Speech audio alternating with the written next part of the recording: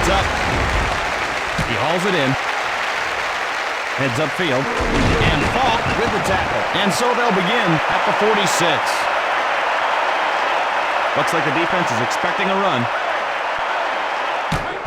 Pennington looking to air it out. Makes a diving grab. Gain of 9. That was just a nice read and a good throw by the quarterback. Pennington operates from the shotgun. That's a ticket time. Moving to his left. All right, so I'm bringing us in here. Let me lower that for a second. So, good evening, everybody. This is Francisco from Sports Goofs, along with my buddies Andrew and Charles, for our 63rd episode. We've defying all odds. We're plowing through here with no sports happening at the moment. Well, some sports are trying to happen, and some sports are happening in other parts of the world, and some sports are talking about doing something, maybe. I don't know. But what's up, guys? How y'all doing? Just yeah. That was basically the sentiment when Charles and I first started talking. This has been like just type of day. Mm-hmm. Not a hell yeah day, but a just yeah day. Oh yeah. What's up, Freddie? Yeah, I got NFL Blitz Pro in the background. I think Terrell Owens was on the cover of this one. That's how far back and that's when Terrell Owens on the 49ers. That's how far back this one goes. Freddie has something special for us today. Really?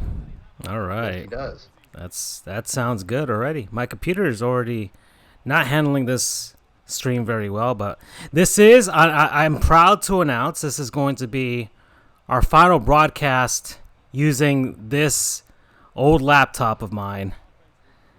This Friday, my gaming PC is scheduled to come in. So, the old tugboat, or whatever I call this laptop now, it's the last few days here for, at least for streaming our shows. It'll still be like a work computer for me, because at the very least it runs Microsoft Word pretty okay, and nothing else. So, say your last words to it if you want. Rest in peace, old friend. All right. Thanks for all the disconnections. Yeah, the disconnections, the 10 frames per second. That's always been fun, and yeah, I think it's probably going 10 frames per second right now. So it's the only way it can go out. All right. So what y'all been doing the last week? How's it been? It's getting harder to answer this question now. How's your week been? I mean, it's not too crazy. I mean, like, the constant has stayed of workout, games, read a book, read a comic. I'm not necessarily bored. I know people who are still bored. You know, I had to shave the facial hair because I had to do a video for certain things for the job. So I was very sad because I had the whole revolutionist look coming out. So we're going to try that part 2 now that video is done. Mm-hmm. So, you know, I'm either going to look like a drug addict, a drug dealer, or a person who, you know, is a cultivator of drugs. We'll find out. All right. Besides that, nothing too crazy going on. Like, I think with everybody else, you know, my part of Florida has gotten you guys can't see it, but you know the air quotes are coming, the finger quotes of a temporary light ban lifted from the stay-at-home order, which is just going to mean there's going to be so many people populating areas, and we're all going to be back here for another 5 weeks. Because God knows, you know, for those who are listening, trying to do logistics, I live in Martin County. That's about 40 minutes from Palm Beach County, hour and change from Broward, about hour and a half, 2 hours from Miami. Those other 3 counties were all very closely connected. And those other 3 counties are basically saying, hey, you guys don't get the exception. You get nothing. It's like Willy Wonka going to Charlie. Well, guess what? Charlie over here is about to get us banned from Fun Time because my brethren are probably taking this as an exemption to go to the mall to buy stuff at the mall. Who the hell goes to a mall nowadays? Come on now. I actually, and maybe this will open up the floodgates as Andrew kind of takes over. I like kind of going to the mall during a regular work week to get out of the house, to just look at stuff that I know I want to buy, but I'm not going to buy, because I feel like an adult when I don't spend my money at, the Gap or GameStop or FYE or just buying Chinese food court. Andrew, how are you surviving? Well, I do agree. I enjoy going to the mall just on a regular occasion, just to get out of the house. Especially up in Orlando, there's the mall at Millennia, which is the really fancy mall. So I go there and I feel like a millionaire for a short period of time. Walking around, you have the Louis Vuitton, Rolex, like everything that you can possibly think that a rich person would buy is there. Mm-hmm. So, I go there and like, oh, I feel so fancy. But in reality, it's just my poor self walking around as an imposter. Well, I'm not into malls anymore. It's been played out. I watched too many city management videos to want malls. It's a bygone era of suburbs and stuff like that. Man, I don't mind like an outdoor type of mall, I guess, like Lincoln Road here, or I guess the Palm Beach outlets that they made on the ruins of the Palm Beach Mall way back when on West Palm Beach. But just not my thing anymore, Heck, I am a slave to Jeff Bezos and Amazon. I welcome our robot overlords, and so that's what I've been doing. But guess what, guys? It's Cinco de Mayo. Cinco de Mayo. So Anybody eat anything Mexican? yes, I did. Well, actually, What did you have?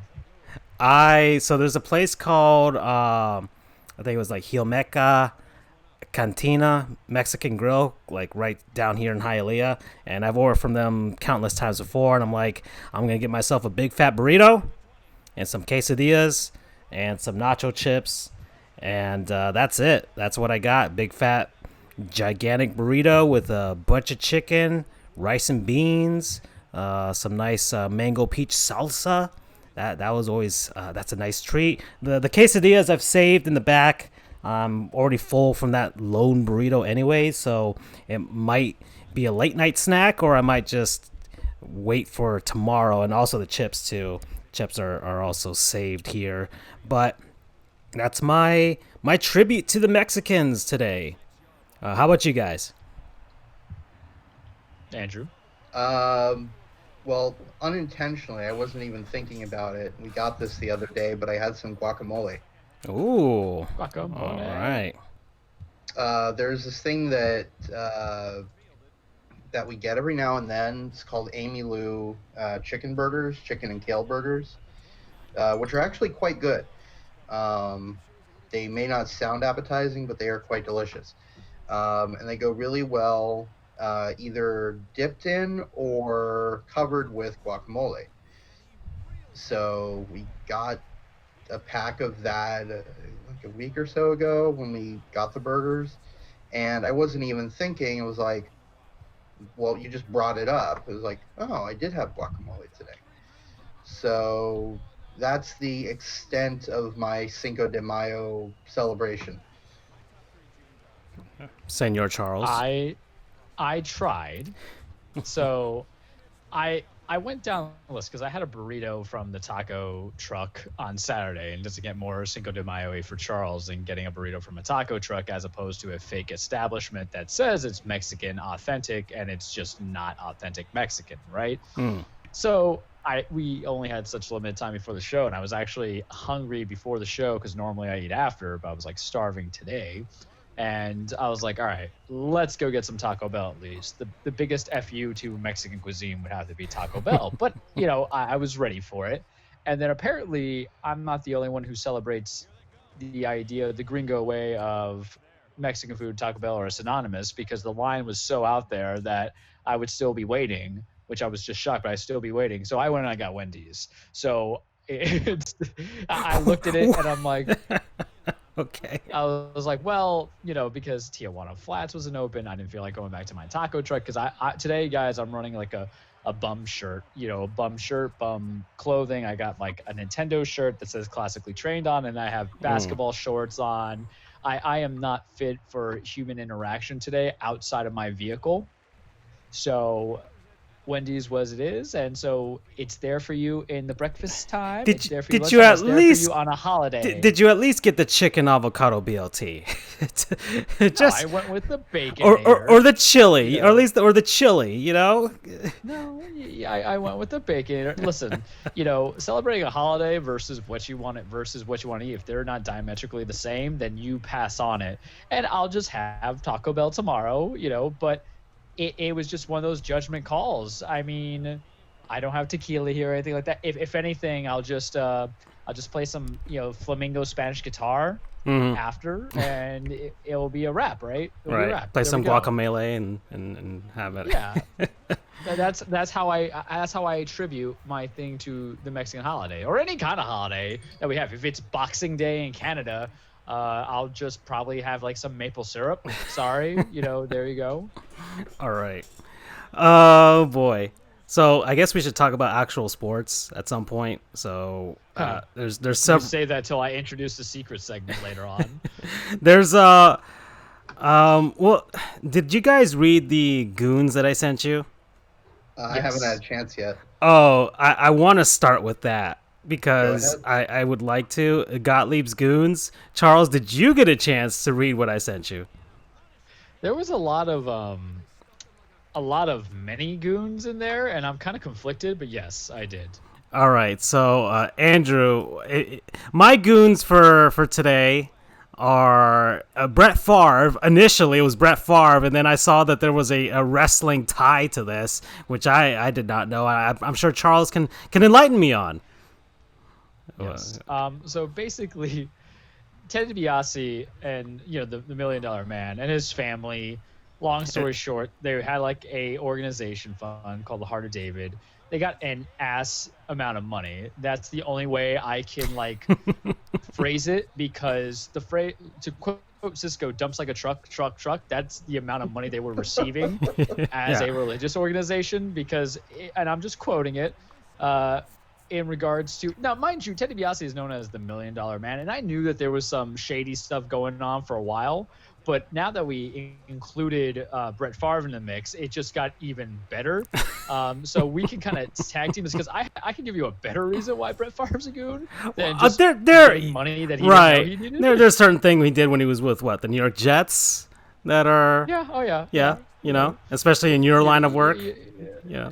He did a very boys will be boys thing of just sending a picture of his penis to, I don't know if it was an intern or someone who actually worked as a full-time employee in the organization, but I can only imagine like I guess we're going to go off this ramp here, but I'm going to keep it as PG as possible. Do you think that, a football-based quarterback has their own phrase of like sexting? Is like, do you want to see where the other ring is? I'm just like, it's terrifying. Oh my God. But long story short, money from Ted DiBiase's Heart of David organization, which they were basically embezzling or fraudulently receiving cash, was paying out to one Senor Brett Favre, and he was getting what, $1.1 million. So you thought those copper sleeves were a ripoff. I try them, they're a ripoff. Well, apparently this organization is also a ripoff, and its head ripoff guy, Brett Favre, going on there.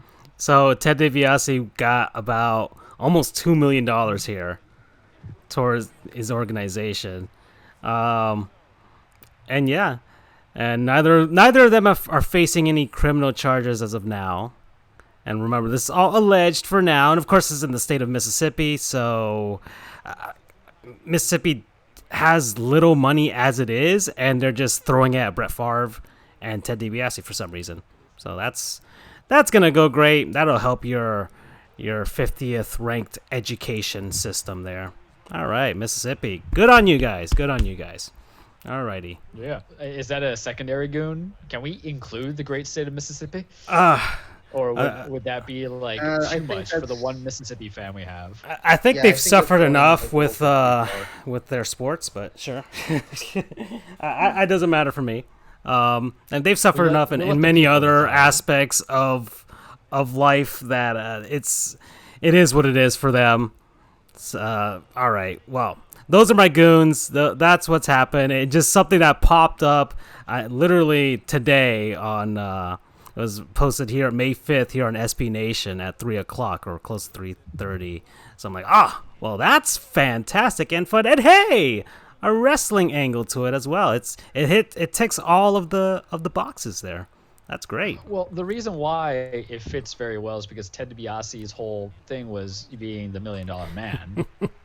So it's and his whole thing was like his theme song, his entrance music would be like money, money, money, money, money. He's like got a whole lot of it just in the background, and his whole line was like everybody's got a price, and he was so like. He was just Apparently so he does. villainous that he created the $1 Million title. So I'm like, you talk about art imitating life. I'm like, man, little did I know. Ooh. Oh, beautiful. Sometimes things have a way of working themselves out. Alrighty. Well, I guess I'll open with Let's Haul Y'all. We'll get into our smallest segments here. That one because I find it kind of funny. Especially the whole $1 Million Man angle, the irony behind that. So that's great. And so I'm doing Let's Haul Y'all. And then the reason I'm doing this is because Don Shula, the great coach of the Miami Dolphins, has passed away at 90 years old. There's so much you could say about him. He ran a fantastic restaurant chain after he retired, which he initially wasn't even into. And known as one of the tough-nosed, old-school coaches in the past, but somehow was able to evolve along the way and keep himself relevant and keep the Dolphins relevant for so long, even though they only won 2 Super Bowl titles. But hey, perfect season in 1972. Most wins ever in NFL history. In fact, there was I have here, and it was a stat line I heard on the radio yesterday when he passed. It was that Brian Flores, the current coach of the Dolphins, only has 5 victories in his head coaching career. Brian Flores could go 16-0 for the next 20 years and still wouldn't tie Don Shula's career wins record. That's how many wins that he had. That's. I mean, he initially started with the Baltimore Colts. They were successful there, and then he moved on to Miami, and then of course became legendary. And yeah, that's been Don Shula, man. He's been a staple here. There's an expressway named after him down here in Miami. One of the streets adjacent to Hard Rock Stadium is named after him. He's a staple here. He's got the restaurants. Don't forget. Yes. And don't forget the FIU-FAU rivalry is named after him. That's true as well. That's right. They call it the Shula Bowl. So it is. Yeah, and here's the reason why. Mm-hmm. The first head coaches for FIU and FAU both worked with Shula. FAU's first head coach was Howard Schnellenberger. Mm-hmm. He was an assistant coach for Shula for I think like 4 or 5 years, and I think at least one of them was on a Super Bowl season. And then FIU's first head coach was Don Strock, who was a quarterback, I'm pretty sure was the prior quarterback to Marino, and played I think for like 20-something seasons Mm-hmm. for the Dolphins. So yeah, there's I mean, it's hard for, I guess, us to kind of know how big he was, but I'm sure a lot of older fans would know how big he was because he was everywhere. I mean, remember, the Dolphins were the only relevant team in town for almost 2 decades, really. I mean, the Miami Hurricanes football team wasn't relevant until the 80s.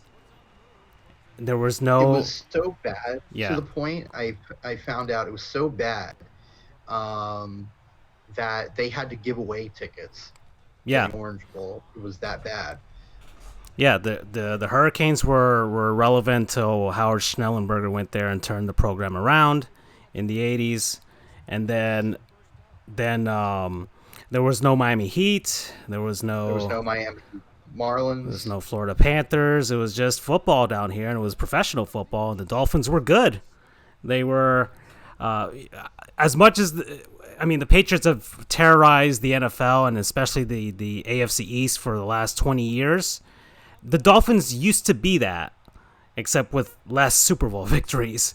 But they got the two, and including the perfect season, so that's kind of, that's all he needed, really, and that's how the NFL used to be run. And I read somewhere that he coached for 33 seasons, which in of itself is an incredible achievement. Mm-hmm. Let's see here. He's honored at the John Carroll University. They named their stadium after him. And I found out why. I made a post about Shula yesterday on RCFE because that's a big death, and I was trying to find a college football angle to it. And the two angles were, one, he played halfback and cornerback at John Carroll, the Blue Streaks, for 4 years. Then he was an assistant coach at it was Virginia, Iowa State, and Kentucky. And then he went on to the NFL, and then, of course, the Shula Bowl. Yeah. And let's see, his son Mike is currently a quarterback's coach for the Denver Broncos as well. And let's see, and they're flying the Hall of Fame flag in Canton, Ohio at half-staff in his memory. I'm sure the Dolphins have all of their flags at half-staff at this moment. So, and yeah, all the teams down here honored him. So that's... this is huge. This is, I'm sure the next one down here in South Florida would be like if, Pat Riley passed or something. That's how big it is. For It'd probably be Pat. Yeah. And actually, now that I think about it, when I a few months ago, you guys know about it, but the viewers don't. I went on a tour of Hard Rock Stadium. Because I guess they got my information because I went to a U2 concert there, or I was at the Orange Bowl. I have no clue how they got my info. But it was one of those, hey, we're going to show you, show you a good time, show you all the luxury places, and now give us some money for a season ticket, which it's $500 for the cheapest season ticket, which is a big hell no for me. UCF is half the price and infinitely better as a team, and I have much more tie to them, but I digress.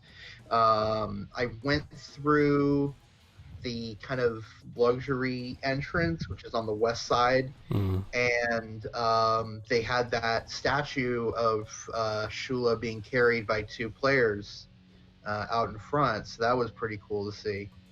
So I don't obviously have any sort of tie majorly to Shula, but you can't deny that the guy was a beast. Yeah, iconic. And it was nice hearing all the stories about him on the sports radio, and I'm sure it's happening today. I'm sure it's going to happen for the whole week. And I'm pretty unsure every single one of the media outlets here had their packages for Don Shula ready at this point. When you're 90 years old and you're a legend, I'm sure everybody has those packages ready. But it's nice hearing about it, especially from us who never really saw him coach. All right, so I got a fun story for you guys. Ooh, neat. Okay. About Don Shula. I'm sure you guys know the concept of 6 degrees of separation, right? And then transit property and what have you. For me, I'm not a Dolphins fan, but I will tell you the story of how an interaction with a certain person led to me, grabbing or holding in my hand Super Bowl rings from the Shula era. Ooh. So about a long time ago, I used to work at a supplement store. And in that supplement store would come, certain people, and one of them was Pat Pepler. So Pat Pepler was the assistant scout or part of the scouting department for Shula's Dolphins during that time period. Also, he was on Green Bay Packers when Lombardi was there too. So he comes in, and, old people love you, but you like the flaunt stuff, right? I have never seen a man flex so hard in my life and go say, want to see something cool? He just tosses to me, not disrespectfully, but he just tosses like a roll of the dice, the Super Bowl rings that were the perfect season. And then the one that followed afterwards. Wow. I actually, what I'll do is I'll send it to you guys in the group chat. I thought I had told you guys, but I never did because I'm a bad friend. But so that's like my interaction. And at that stage, this is about, God, I'm old, about 6 years ago. So that's when I actually probably cared most about football. I mean, I care about now, but that's when I was also doing the fantasy football. So everything was like football lifestyle for Charles. But it was definitely something that, there's a reverence to it. And then with Shula, I mean, the one thing I loved about him is in that perfect season where, what's his name, Mercury Morris never shuts up about it. It was like, pop the champagne. Yeah. Shula was the one that was humble, and that goes to show something that he stayed humble because there's some coaches or personalities that, undefeated in a season, especially during the time the Patriots were trying to break that record, 9 years ago? Was it? 2007. 2007. So it's not even that. It's 13 years ago. Yeah. So that was like my connection of it, and it was very interesting because it's amazing who you meet. And if this guy came around more often at the job, he's dead now, but if he came around more, I would have picked his brain more, because you're talking about that brain trust. Even his history, actually was a coach for the Falcons in 1976, but this is a guy who got to work with Shula, who got to work with Lombardi, was there for those Super Bowls, knew Greasy, all that other stuff. So it was a very interesting time. So that's how I'm kind of connected to Don Shula, despite not being a Dolphins fan, never going to his restaurant at all, because I didn't want to drive all the way out there and try their cheeseburger that they had. That was supposedly good. Yeah. Oh, I haven't tried it either. I will now look for that. Yeah, I haven't tried it either, but yeah, it's that's pretty. You look. Okay, if you won a championship ring, would you flaunt it? I'm sure I probably would. I flaunt the hell out of it. But I've never thought an old man would flex on a young 21-year-old just toss Charles. it to you. It basically told me I'm never going to amount to anything in my life. And the thing is, once you realize what it was, and he would just do it so laissez-faire within the wind, you're like, what are you doing? You get a little bit crazier. But it was definitely a wild experience. And they're huge, man. I'm telling you right now, like, there's a difference between what you see on television when they release the rings, and also this is the real legitimate stuff. And it was heavy. It was big. It's not as gaudy as the Patriots one was last year, or the Eagles. I don't even know. Like, they haven't released what Kansas City is one, but I'm very interested, because if they go like red and yellow diamonds on that would be kind of sexy. I would venture, even though I gotta tell you guys, this is weird, not to sidebar, but we'll keep it to football and teams who I haven't had for a long time. Are the Kansas City Chiefs like the most uninteresting team to win a Super Bowl? Because I'm not talking about them. No one's talking about them. Well, I think they have the unfortunate circumstance of all the pandemic happening to them. So, right, it's kind of been on the back burner, really. Nobody can go out and like flex. You can't just toss your Super Bowl ring off to somebody else right now, because they'll probably have to disinfect it and all that stuff, I'm sure Andy Reid is at the local Waffle House, but needless to say, that man can eat as many waffles as he can. He's a beautiful man, and we must protect him. All right. I feel like Waffle House needs to be a sponsor. Well, I'm gonna look for. Oh, I found I'm gonna send it to you guys in the chat, and then Francisco, if you have a way of attaching it to. We'll see if this computer can even handle that. But sure, if not, it'll be for next week, when I'll have a computer that should be able to handle it. All right. So yeah, that's. Sorry, Andrew. Go ahead. Or I want to, I guess, take over or make an executive decision on what our next topic will be. Sure. Go ahead. I want to make sure Freddie, doesn't like spend hours here waiting for us. So I'd like to move on to what he's got going, which is let's see, he did a manual simulation of the 2020 college football season. Okay, yeah, see, I've spent the last few days going manual sims for college football, NFL, Canadian football, and the now dead XFL. Or, And at least in the college football one, there's a lot of surprises. And I just sent it over to the group chat if you want to pull that up, if you can pull that up. Well, that's the thing. We'll see. Well, my computer's running at the quality of a potato right now, so I'll try. I gotcha. Well, in the meantime, Andrew, did you read the other article I sent about the Dolphins at least? Yes, I did. All right, can you talk about that? Sure. So the Miami Dolphins, specifically, I want to say it was their GM who came out with the information. Or their team president might be. Some guy in the administration. Yeah. Announced a way that they could potentially have fans at their games. The NFL is releasing the 2020 schedule on Thursday. One of the big announcements is there will be no international games. So the 4 games that were scheduled in England are canceled, or at least they're going to be relocated back to the United States. And then the 1 game that was set for Mexico is again going to be brought back to the United States. The Dolphins came up with a plan that would allow them to have fans at games. It's kind of a 3-part sort of plan. The first is, well, actually, it's much more complex than that, but it's absolutely brilliant. The first major one is they're going to really spread out the gates that everyone goes to. And then at the gates, they're going to mark out 6-foot spaces. And then also they're going to close every other, I say gate, but the doors, basically. So you know how, there are like 5 metal detectors right next to each other, which are covered by a door, or what have you. So they're not going to be doing that. They're going to be, 1 here, then 1 is closed. 1 here, 1 is closed. They're going to be every other door is going to be open. And so what that's going to do is going to ensure that people remain 6 feet apart from each other.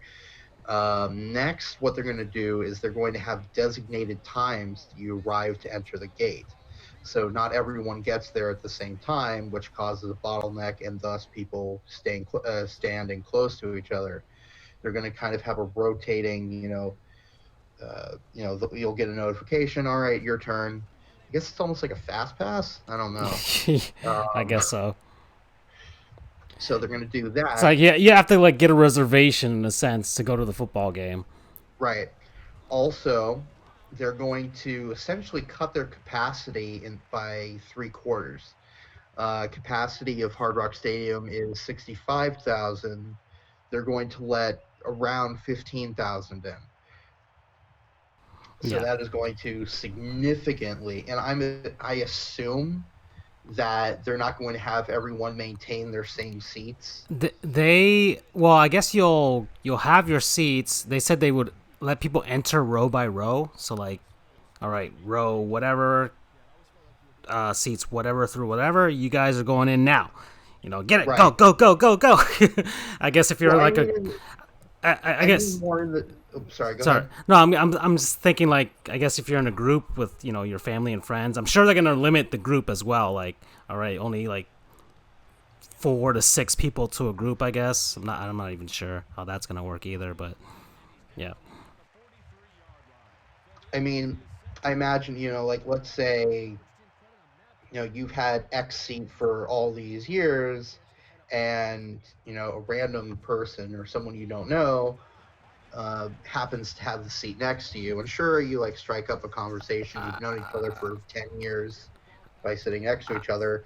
I imagine they're going to start spacing out seats a bit. Yeah, I would assume season ticket holders would get first dibs. Right. Because if it's 15K, I don't know how many season ticket holders the Dolphins have. I would assume they'd have 15 or more thousand, especially because some people have had their tickets since, their grandparents had it back in 1966 or something. So I'm sure they're trying to figure out the logistics. Maybe you won't be able to go to all 8 home games. You'll just have to go to games 1. Like every other game or something like that. So 4 home games instead of 8. Yeah. Right. I imagine that's what they'll have to do as well. So a lot of the commoners will not be able to enter the stadium, I would assume. Right. Not to mention that I don't know. I'm sure they're figuring something out. Otherwise, they wouldn't have gone on Good Morning America or CBS This Morning, whatever he went on, to make an announcement like that. But it is interesting. Oh, and the other thing that they did, which I found fascinating, is they're going to eliminate concession lines. Mm-hmm. What's going to happen is you're going to order from your seat on, I guess, your phone or whatever. You'll again get a notification saying, your food's ready. And then you just kind of almost like a drive-through. You just pick it up and head back to your seat. Yeah. So the Dolphins are doing whatever they can to minimize groups. And this is, it's surprising that many teams haven't done this. I'm sure some have. I think the Mariners have because they have a fairly advanced stadium out there in T-Mobile Park. I think you could order food on your Nintendo DS way back in the day too. So that's back when Nintendo used to fully own them. But a lot of people were surprised that this hasn't been a thing yet across all of sports. Basically taking the pub sub model where you can just order it online on your app and then, hey, it'll be done in 30 minutes and okay, fine. And then you get a notification, boom, hey, your food's ready. Go pick it up in, box, whatever. And you just slide it out of the little heated box that they have there and take it with you. So, and it's pretty, maybe it'll be something that will, a lot of teams will be doing going forward. Mm-hmm.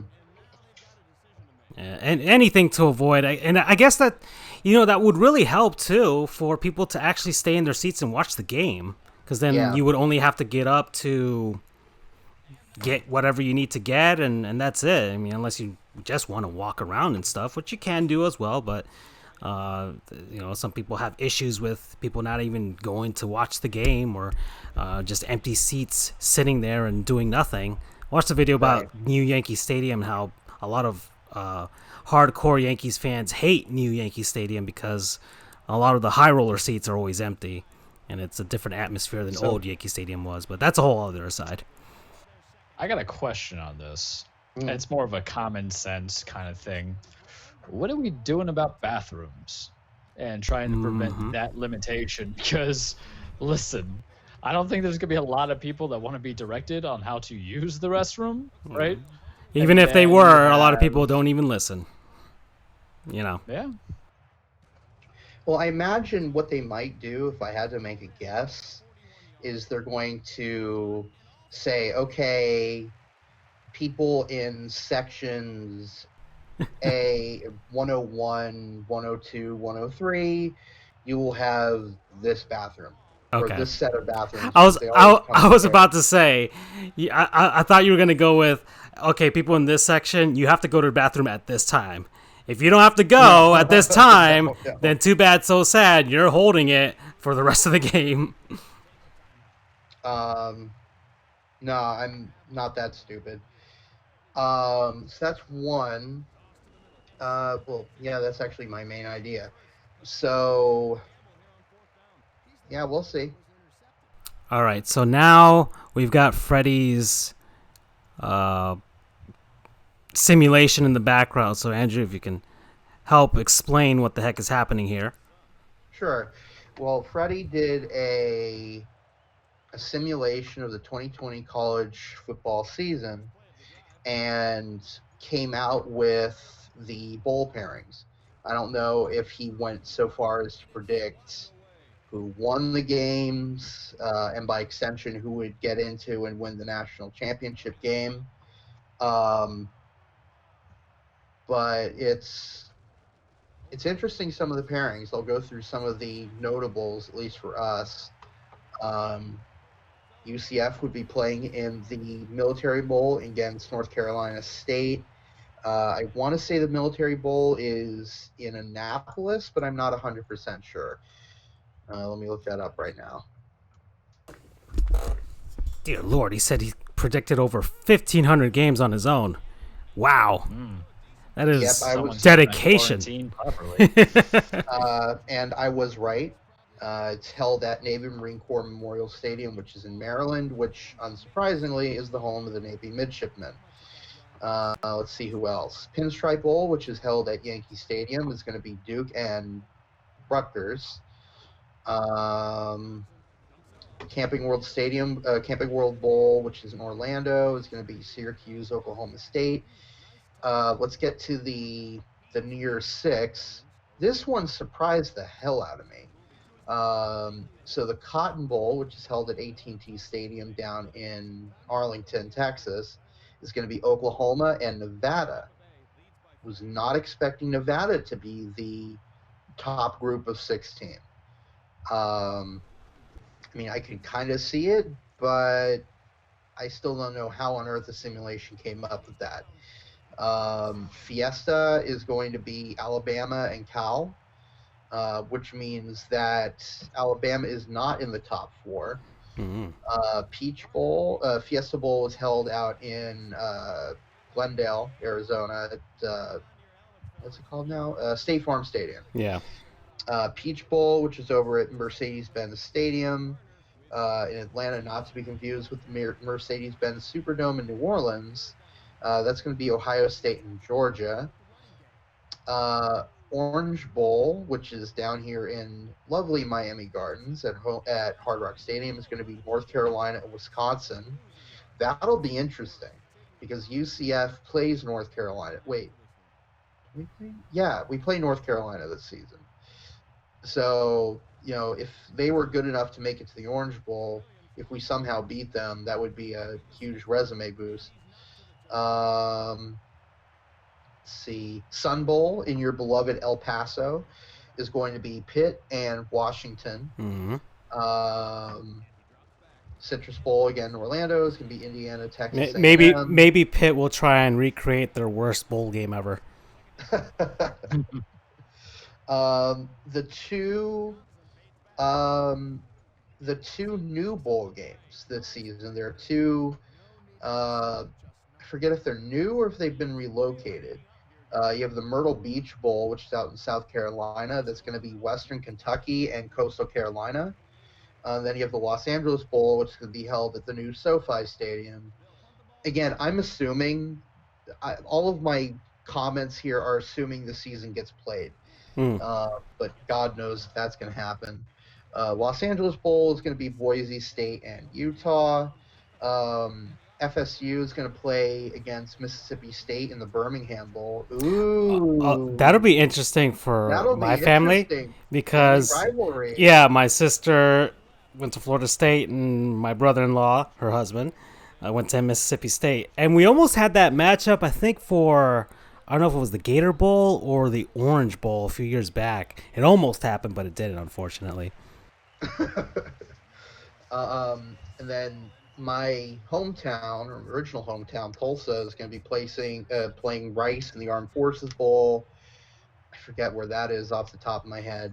And now for the college football playoff semifinal games, you're going to have Texas and Clemson in the Rose Bowl. So I'm assuming that's the 2-3 matchup.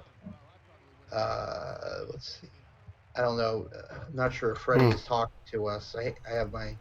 Oh, here we go. Forgot Fenway. That's right. There is the Fenway Bowl. Naturally, that's played at Yankee Stadium as well. I Wait. kid.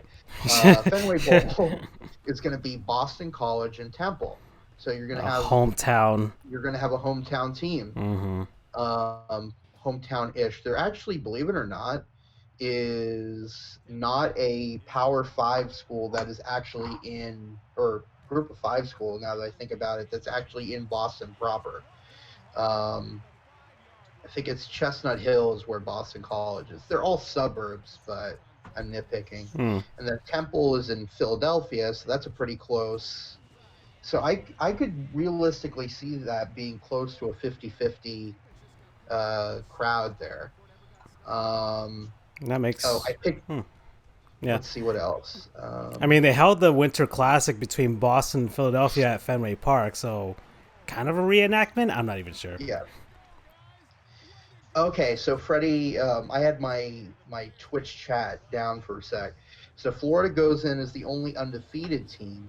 Yes, that makes sense. So Florida, they would be playing in the Sugar Bowl. How it works, just really quick. So you have the 6 New Year's 6 bowl games, and the 2 semifinals rotate in pairs every 3 years. So last year was I forget what last year was. Well, but anyway, so one of the pairings is the Rose Bowl and the Sugar Bowl. The number 1 team plays in the closer of the 2 semifinal bowls. So in this case, Florida is closest to New Orleans, so they get the Sugar Bowl, and then they play naturally against the 4 team, and then the other bowl goes to the 2 and 3 teams. So Texas Clemson in the Rose Bowl, Florida USC in the Sugar Bowl. Florida goes in as the only undefeated team, so they go 14-0. But they lose to Clemson in the title game. So that'll be interesting. Good. So Clemson goes in 13-1, so that would mean they had 1 regular season loss, won the conference championship game. Florida went 14-0, so at the end of the day, they'll both be 14-1. Freddie said, I picked the results of over 1,500 games on my own. OSU wins the Big Ten, but has the worst loss for any P5 champion, which is at Illinois. Yikes. Oh. Yeah. So yeah, that'll be interesting if it comes down to that. Freddie, I've got to ask you, how on earth did you come up with Nevada as the top Group of 5 team? And while he's doing that, I'm gonna try to get that picture of the ring on the screen here. So, yeah, hold on. Second and goal.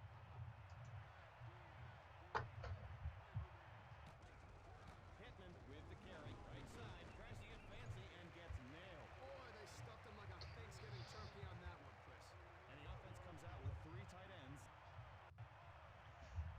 ends. There's a bit of a delay here, but any questions, teams you're surprised to see? Well, I can't really say. San Jose State's there, which 5 Points Vids has said has one of the worst college football stadiums out there. That's not great. Yeah. Well, my biggest surprise is that a team from the American Athletic Conference or the Mountain West Conference. Wait, no, I take that back. Nevada is in the Mountain West Conference. But even still, that's my biggest surprise is that either UCF, Cincinnati, Memphis, one of those 3 is usually the one that comes out of the AAC right now. Those are the top 3 teams in arguably the best conference. They actually, in a lot of metrics, are better than the ACC or Pac-12, or in some cases the Big 12. So the whole marketing campaign of Power 6 conference is actually true. So I have the ring on the screen here, and my computer hasn't exploded yet. So that's pretty impressive, Charles. Thank you. All right. Okay. Sorry, I just had to interject here because I was proud of my computer there. It's trying on this last episode. It's trying. But yeah, American Conference kind of cannibalizes this year. All right. So, but has he predicted a champion? Oh no, he predicted it was Clemson, right? Clemson beats Florida. Correct. Clemson over Florida. Could he also just quickly mention his Super Bowl and I guess Grey Cup picks?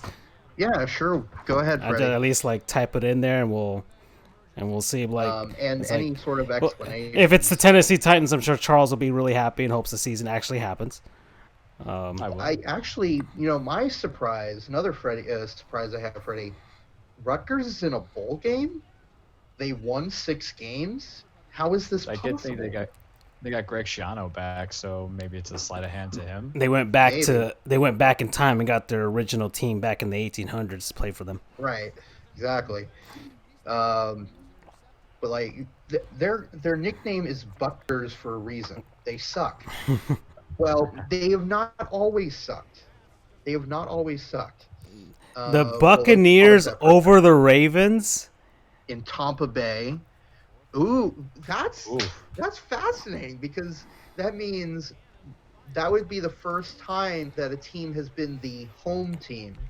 Air quotes. And Tom Brady would solidify himself as the greatest quarterback of all time and would be a legend in Tampa for the rest of his life and will never leave Derek Jeter's home. And then the BC Lions over the Hamilton Ticats in Regina. What is it? What's that thing when you stay there for too long and in property law? Gosh darn it. Adverse possession. Adverse possession. That's what he's going to do. He's just going to hang out in Derek Jeter's house for 10 years. And then just be like, Derek Jeter just show up and like, what are you doing? He's like, I'm living here now. Mine now, asshole. All right. Get another house. I'm sure Boston fans would love it. And okay, that makes a little more sense now. Let me do a quick explainer. So hold on. So there are 1, 2, 3, 4, 5, 6, 7 by 1, 2, 3, 4, 5. Wait, hold on. 1, 2, 3, 4, 5, 6. Sometimes 6 is 42. Okay, so there are 42 bowl games, which means 84 teams that go to bowls, naturally. If there are not 84 bowl eligible teams, which is a team that at minimum went 6-6, then they start pulling from teams with the next highest record, which usually just ends up being 5-7. But they rank those teams based on APR, which is I think it's academic performance rate. So basically, how well the players do in school. Oh boy! So there's probably a coach that like just missed out. Is like, you got a C? You got a C in history, dude? Well, you're not unless they're North Carolina. Then they don't have any problem. Oh, shots fired. We can't attack Mississippi, but North Carolina, no holds barred up there. Well, no. I'm not talking about the state. I'm talking about the school. Oh, okay. UNC had a huge scandal a few years ago where players were getting what they call paper classes, which is basically you do jack shit and you get an A. And they got like a little slap on the wrist. So now there's a running gag that if any team gets in any sort of trouble and they end up not getting any sort of punishment, they say, well, obviously the punishment is meant for insert lower team here. So like when it comes to North Carolina, they're going to say, oh well, NC State is going to get the death penalty for a year. So anyway, Rutgers apparently one of the top, he said that he needed 11 spots to fill out of those 5-7 teams, and that Rutgers was one of those 11. Unfortunately, FIU was 5-7, did not make the APR cut. RIP in peace.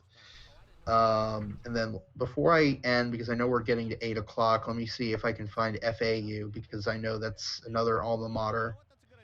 Da, da, da, da, da. Da, da, da, da. I don't see Doesn't look like FAU. FAU Nope. made it. Okay, so and then Miami goes to the Gator Bowl against Auburn, which is up in Jacksonville. So yeah, that's kind of a brief little rundown of a simulation of 1,500 freaking games. Wow. Bravo to you, Freddie. Wow. That's dedication. Freddie, do you sleep? Like, do you just kind of dream in calculations and you see numbers in schools? You're like, oh, Alcorn State, 4-7. Oh, and get this. So FAU goes 3-9. So Willie Taggart era. yep. Oh, and what's the result of the Shula Bowl? Do you remember that? FIU, FAU, and then also USF goes 2-10. That's fantastic. So long as we beat them, I'm happy. Supremely happy. And then Michigan goes 4-8. Yikes. If Michigan ended up going 4-8, do they fire Harbaugh? I would assume so. I don't think they're gonna fire him, Oh. but the flames that are emanating from his khakis will like be like a 3-alarm fire.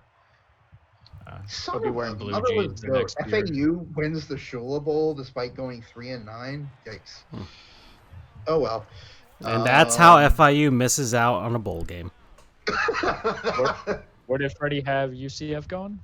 That was the hold on, it's over here. Military Bowl.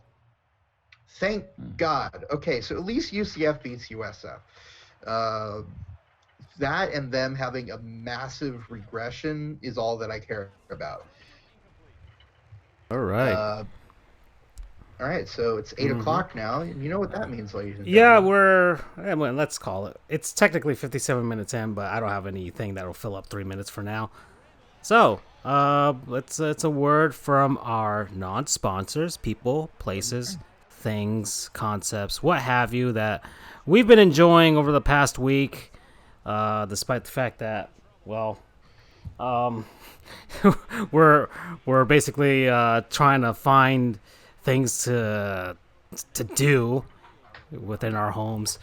All right, so I haven't started in a while. I might as well start, and and I know it's a cop out. It's pretty cheap, but my non-sponsor is the Hiomeca Cantina Mexican Grill that I ordered from today on DoorDash because it is Cinco de Mayo. They the food has been really good. I've ordered from them like. Oh man! According to DoorDash, they're one of my popular favorites because I've ordered from them for so many times. For some reason, when I order from them on Uber Eats, everything goes to crap, and I get the wrong order all the time. So I'm no longer using Uber Eats for ordering from that specific restaurant. I don't know what goes down over there when it's an Uber Eats person that goes in. Maybe they got some sort of vendetta against him. They just like, we're just going to give them the wrong order every time. Or maybe it's the Uber Eats people just can't read the little ticket there that says my name and all that stuff. I'm going off on a tangent here. And I'm not saying that Uber Eats is an anti non-sponsor, but, and I keep messing up the name, but it's Hochimex. There we go. I don't know why I keep putting an I in front of it. Cantina Grill here in Hialeah. I hope it'll show up. I hope they have like a presence online. They probably do. Everybody does at this point. And yeah, I ordered from them a nice big fat burrito. I'm not one of the plebes that goes to Chipotle and just orders from them all the time and with the gigantic long lines. Shots fired. Yeah, shots fired indeed. Gigantic long line. Plebes. That's why I say plebes. Plebes out there, this is we're a podcast not for normies out here, all right? We read 4chan, we read 4chan, we know what it is. But yeah, they've got great food. Everything I've ordered for them has been excellent. Even when they mess up my order, I get somebody else's food. I'm like, this is pretty good. You know? Why did I order this before? This is pretty good. Yeah, exactly. And I'm just like, well, they're going to give me my money back, so I'll probably just order them tomorrow and get the real legit meal that I was supposed to get. But there it is. They got their shrimp tacos. Of course, if I eat one of those, I'll probably die. Their mahi-mahi tacos. Oh, man, I probably should have gotten that. Now that I'm looking at it, I'm like, man, I keep ordering new things. Their rice bowls are great. I've had the rice bowls. Fantastic. Their nachos are good. Everything's good. It's Mexican food. Of course it's good, right? And I haven't had any bowel issues with them. So that's also a good sign. That's a good sign of Jesus. A good sign. I would say it's a good sign, but I guess some people enjoy that part of the experience. But yeah, Hochimex, Cantina Grill, and Hialeah, you're my non-sponsor. A promo code, no IBS. Okay. Mind if I go next? Go ahead. Wow, it's gonna be tough to top that. I mean, it's hard to not top not having IBS, but sure. Right. So my non-sponsor of the week is Kent Bicycles. Okay. Alrighty. Kent as in Clark Kent or the University Kent State. I was thinking of Jeff Kent, but sure. Or Jeff Kent. Anyway, so I had been swimming a ton prior to the whole quarantine and whatnot, which was making me very sad when I had to stop going because they even closed down the pool in my apartment complex. So I was like, well, what do I do? I don't like jogging or running. I don't necessarily have the strongest joints in the world, so that's just very painful. So then I remembered, oh yeah, a few years ago I bought a bike from my friend who was moving, and it had been sitting in my porch gathering rust for God knows how long. So I said, you know what, let me dig this thing out of the, pull this thing off the porch and start biking a little bit. It is literally a pain in my ass because the seat is like sitting on a rock. Even though she did provide me with a cushion, it still is extremely painful to sit on the bike. But I have been getting my workouts in. I've hit a little bit of a plateau in my weight loss, so I moved to step 2, putting a little more effort into the exercise thing. So we'll see how it works. I've gone 3 out of the last 4 days, and I'm working on making it a daily sort of thing, and the bicycle is made by Kent. Promo code Rusty Bicycle. Okie dokie. Alrighty. All right, Charles, you're up. Well, gentlemen, what I'm about to say is going to be an indictment against everything Cinco de Mayo because my non-sponsor is not Mexican food. Is it French food? It is a kind of food. Is it a French food? Because that would really go against the spirit of Cinco de Mayo. No. This goes into the Cinco de Need, as they say. So the 5th of need here. And when I say a need, I'm talking about it's been like 5 weeks since I had this kind of food because with this whole CV situation, I don't know why. I don't know how it is in Miami. I don't know how it is nationwide. But in my lonely little town, because everything happened over in Wuhan in China, for some reason, all the Chinese food places closed. Well, on Sunday, boys, your boy was able to get a nice lunch combination at the Hot Wok for his General Tao, and it was just great. So my non-sponsor is just Chinese food. How I miss you. Why have you been away from me so long? I know I've been bad. I've been cheating on you with the Taco Bell and the Domino's. I put them all kind of non-sponsors, but you just had to come back and let's talk it out because whether it's your sweet and spicy chicken, whether if it's General Tao, whether if it's just lo mein or chow mein or whatever kind of stuff that you like, the beef sticks or the beef steaks, where the hell you guys order, Mongolian beef, spare ribs, the rice. I don't care. I missed you. You know, you cleanse my palate so well. You make me think about you. I've been thinking about you the whole time. I was driving around calling these places. I'm like, how the hell is Popeyes still open during, a pandemic when I'm certain that they got 20,000 diseases in their chickens and I can't get myself a nice little orange chicken going on here? How is that? Were you low on supplies? You don't call? You don't tell me what's going on? Wendy's ran out of beef. Wendy's just ran out of beef. Maybe ran out. Wendy's run. I had them earlier today. Thank God they're back. But you went. You got a haircut. You changed your style a little bit, and I was amazed to have you back in my life. It was like Paul McCartney singing in the background, "Baby, I'm amazed the way you help me all the time." I was so happy to have you Chinese food, and I encourage all of you, even if you have your Cinco de Mayo, the false day of, go ahead, have your burritos today. Go ahead, because boys, Chinese food might be back on the menu. It feels like Lord of the Rings was like, meat's back on the menu. Well, Kung Pao Chicken's back, guys. We're about to enter the dragon. We're going to unleash the dragon if Chinese food's good. Or everything's going to spike up again, and then we're going to be out of Chinese food, and then I'll really be depressed. But Chinese food, whatever your preference is, I'm going to say that for all of us out there, thank you for coming back in my life on Sunday. You're my non-sponsor. Promo code Kung Pao.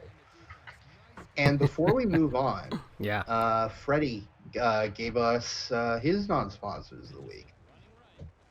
What is it? I can't. I don't know why it's not showing up on this screen of the chat. But what is it? He has two, actually. He has homemade guacamole Okay, homemade guac. and Full Throttle, which I think is an energy drink. Yeah. that gets the heart going, but it's good. So his rationale: homemade guacamole made my dinner perfectly, and only made my mouth lightly itchy. Okay, all right. And Full Throttle gets me up in the morning. His promo code is Inject Me. Just Well, maybe stick, he's talking about the video game. Old school, right? stick it in my veins. All right. All right. So yeah, we've got I forget what the hell the name of that restaurant is. Ho Chi Max. Then you've got Kent Bicycles on my end, and you've got Chinese food for Charles, and homemade guacamole and Full Throttle. All right. Pretty good like spread of non-sponsors this week. Yeah, you can. I mean, there's a lot of food, but I guess if you were to make a story out of this, you wake up in the morning with some Full Throttle, get that energy going, just pig out on a bunch of just get a nice fat burrito for lunch, then take a really long bike ride to work off that burrito in the afternoon, and then have some Chinese food for dinner. So there you go. Yeah. You mean make sweet love to Chinese food because you just don't have Chinese food. Okay. Well, if you're into that, I'm sure there's a lot of people that are. That's for sure. I have an idea for our next segment. All right. What is it? Is there a Fulmer Cup? That would be fun. Yes, it is. Oh my goodness gracious! I got that. All right, let's do it. It's, believe it or not, there are still crimes going on despite all the madness going on. Yeah. Well, I mean, I can attest to that. So let me give my standard disclaimer. I haven't had to do this in a while. Standard disclaimer: our segment regarding the Fulmer Cup is not officially endorsed by the Fulmer Cup and its committee. We are just providing the news of what's been going on in the world. Also of note, even though we are going to mention some crimes here, generally speaking, just on average when compared to the general population, college football players, well, really college athletes on the whole, are have a significantly lower crime rate than the general population. So good on them. yeah. It's only until they make the NFL when they go crazy. Yes. Alrighty. So I forget where we left off, so I'm just going to do the two most recent ones. The reason we haven't been doing it for a while is because it was really heavy. Yeah. There was, I mean, I'm not going to bring it up on air, but if you all go to reddit.com/r/the Fulmer Cup, And Fulmer is they have like FUL. they do have a dedicated web page too, right? Which I'm Exactly. showing here. So if you go there, you'll see it was a really yikes. There was a period of a couple of months where it's like, what the hell is going on? But anyway, two recent. I'll just start with these two because these are the only ones I can remember. Player from Mizzou, University of Missouri,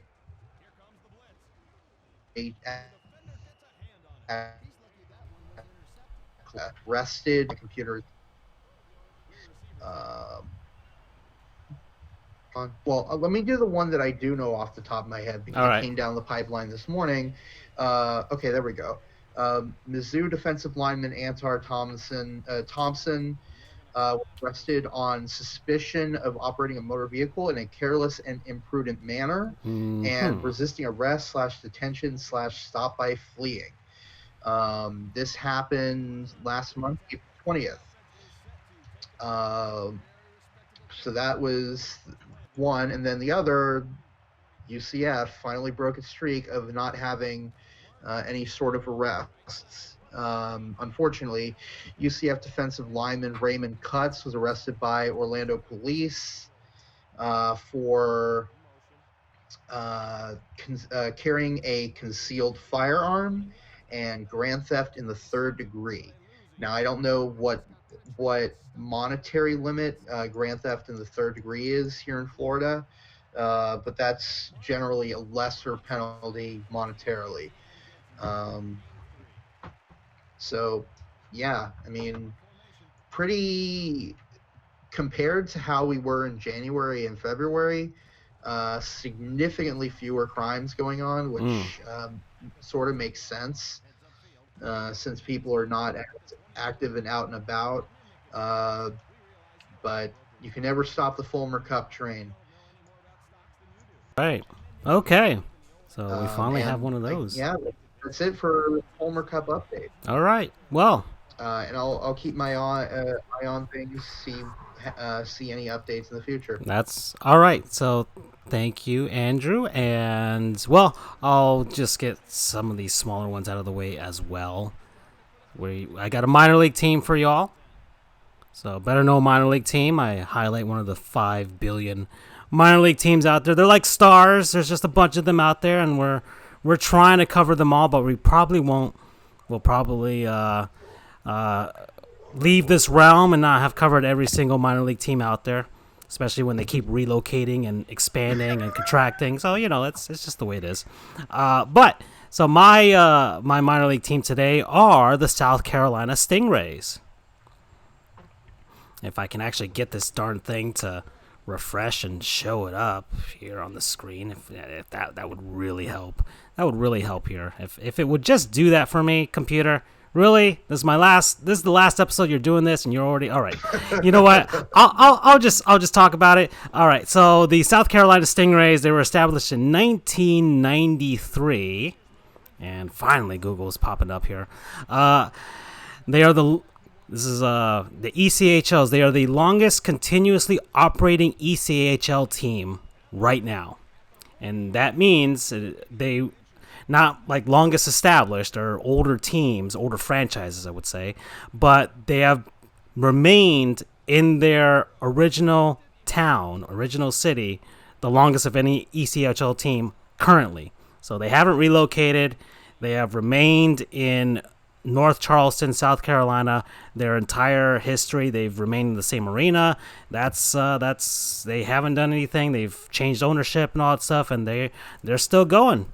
They are still going. So the South Carolina Stingrays have won 3 Kelly Cup championships in their franchise history. They were once offered a spot in the American Hockey League around the late 90s. They had a chance of joining the American Hockey League, which is the highest level of minor league hockey, one step away from the NHL, but they declined just to make their games more affordable for their fans. That's awesome. So, yeah, that's actually pretty noble for doing that back in the day. Of course, that means also paying players cheaper and everything. But of course, that all goes into it's easier for them to run an ECHL team than an AHL team. Yeah.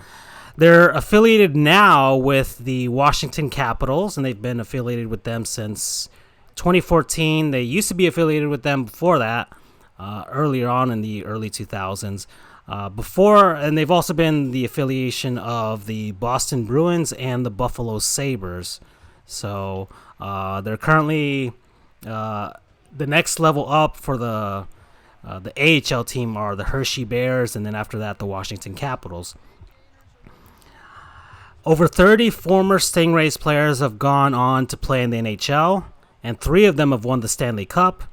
Rich Peverly with the Boston Bruins in 2011, and Braden Holtby and Philip Grubauer with the Capitals in 2018. Yeah. So, cool. yeah, you got a Vezina Trophy winner there, too. So that's very significant. Some trivia here about the Stingrays. Marcel Dion, another Hockey Hall of Famer, was once their president and CEO back in their early days in the early 90s.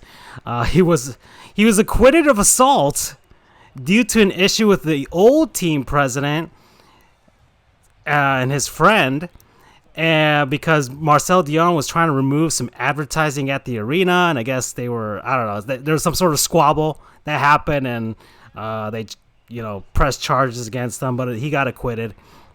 So it's just a good old fashioned hockey spat, I guess you would call that.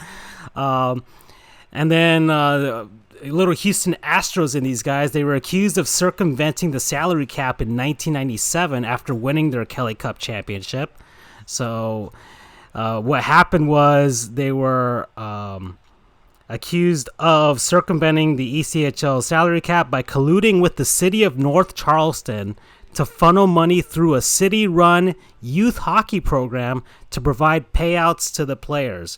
After 2 months of investigation by the ECHL, the Stingrays were assessed a $50,000 fine, and their owner, I guess their president, really, their team president, was suspended for 6 games. He was the coach as well for 97 to the 97-98 season. And then the IRS got involved, and they said that there were no state or federal tax laws that were broken.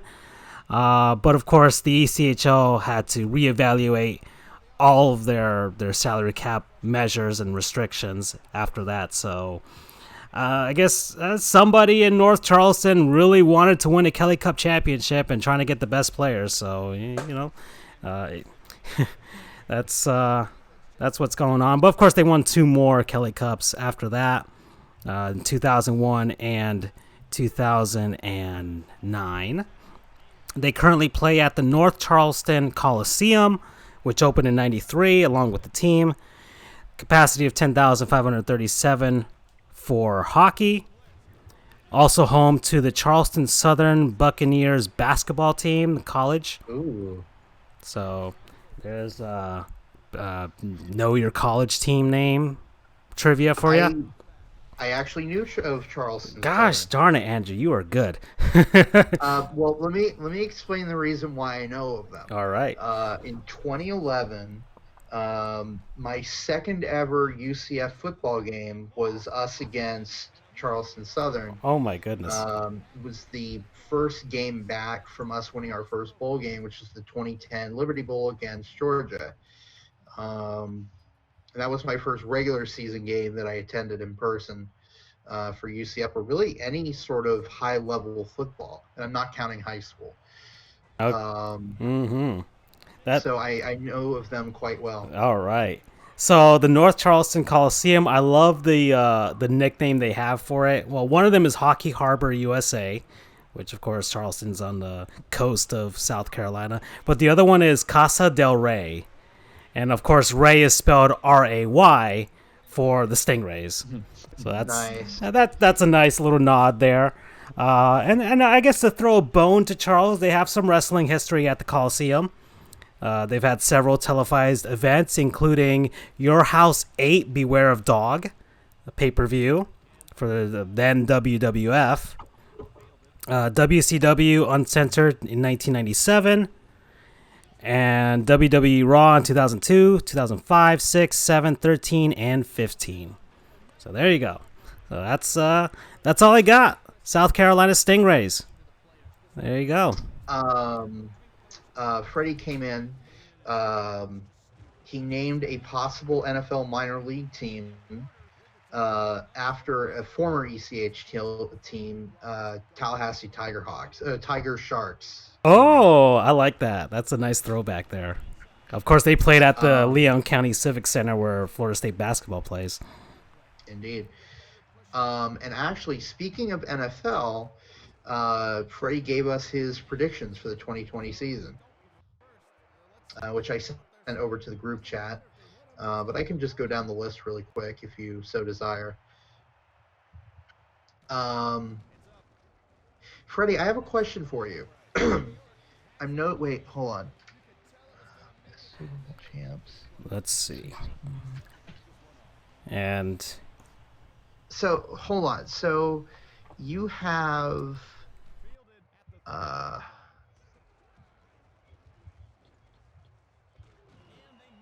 so you have Tampa playing 20 games. How does that work? Because I think that would require a team having to have gone through the records I sent include but the Patriots almost went 19-0, correct, in that that nearly undefeated season. Yes. So 18-1 with Mish out. Well, where did they get that extra game then, Freddie?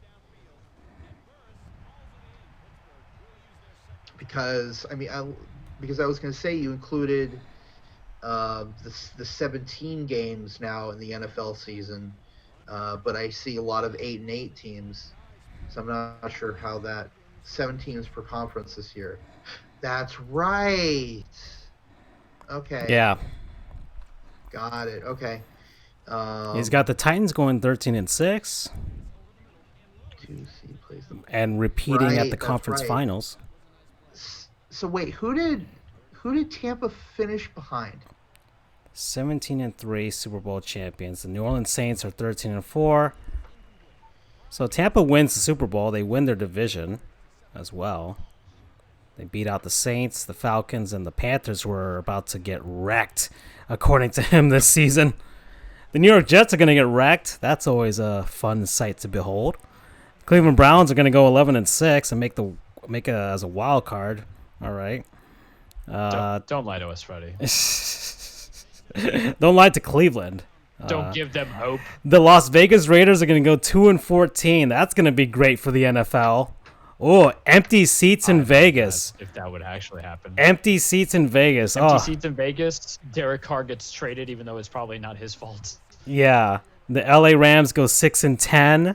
And I just want to see what the LA Chargers would do, just to show the shiny new houses of the NFL, and they'll have empty seats. Jacksonville Jaguars, Kansas City, Denver, and Los Angeles Chargers at 8-8. So even then, they'll probably have empty seats because nobody wants to go see them, or they'll have more opposing fans visiting them now that they can have them in a bigger venue.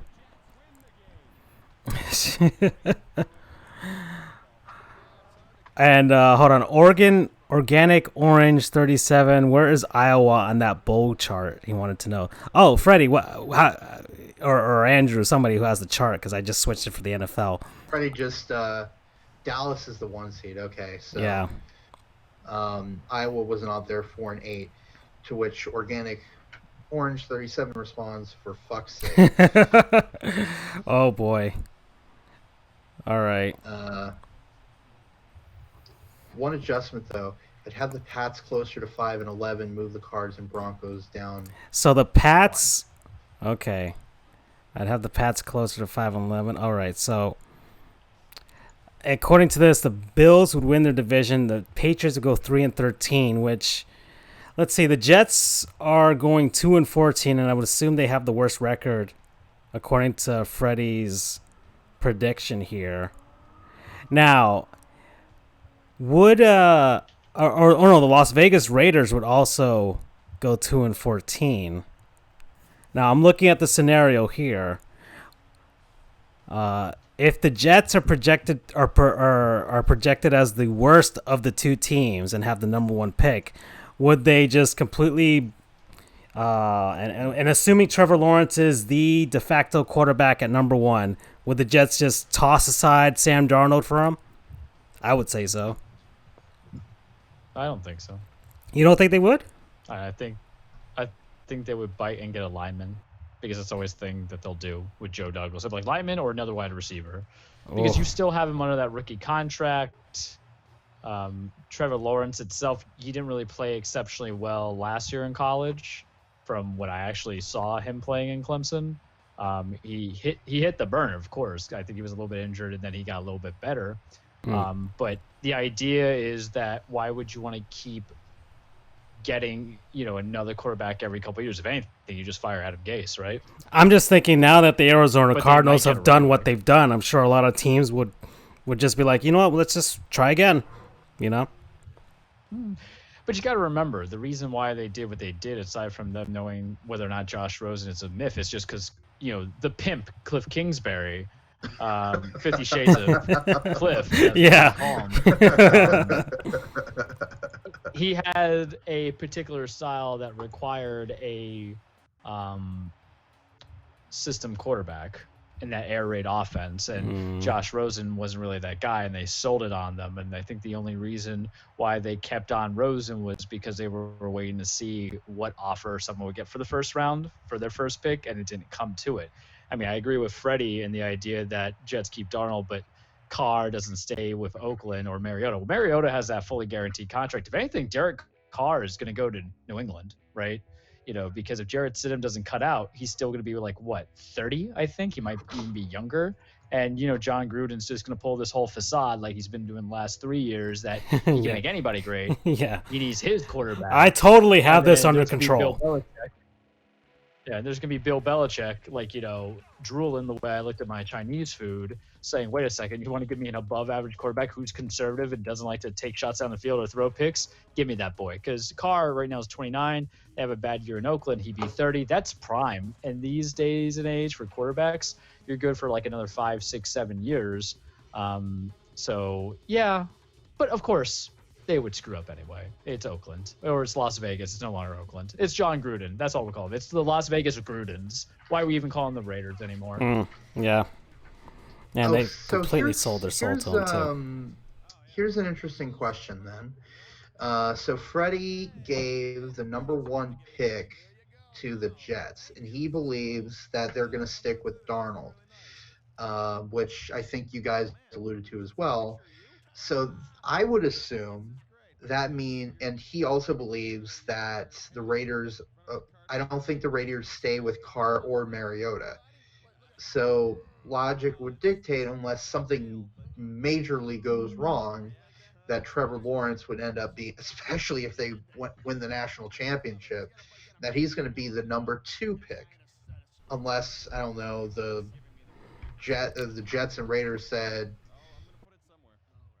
I don't know why they would swap, but he thinks that Penei Sewell, who's an offensive tackle at Oregon, would be picked by the Jets in the first pick. What do you guys think?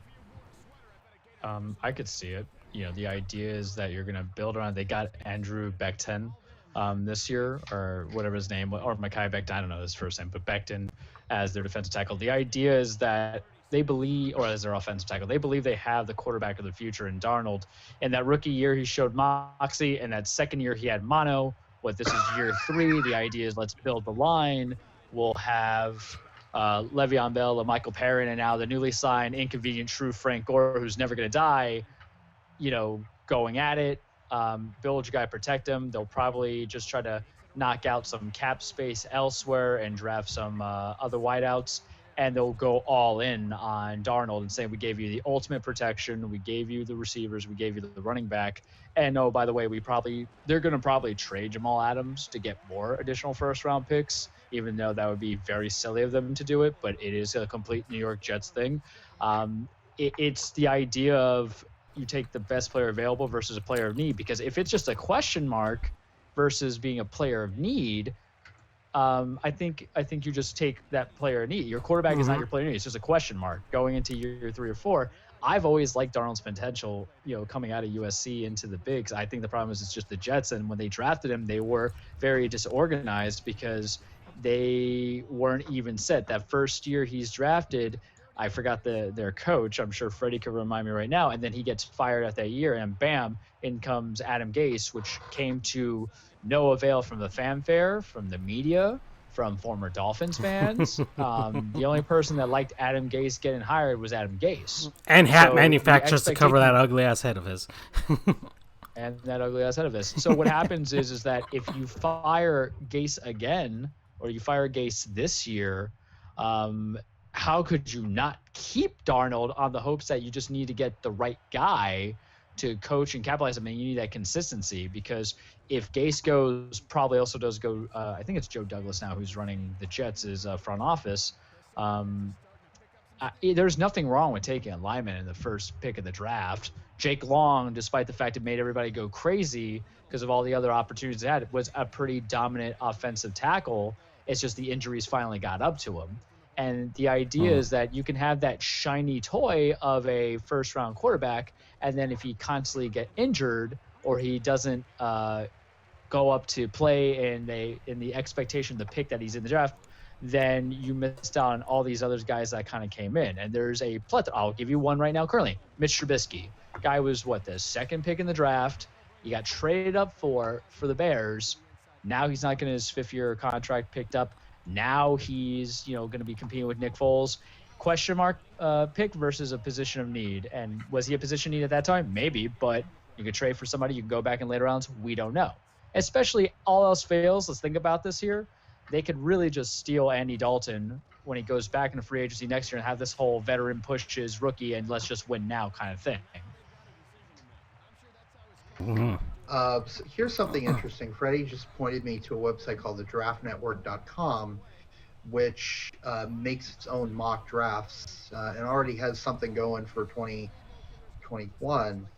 I don't know if it's randomized, but it says that Jacksonville is going to get the number 1 pick.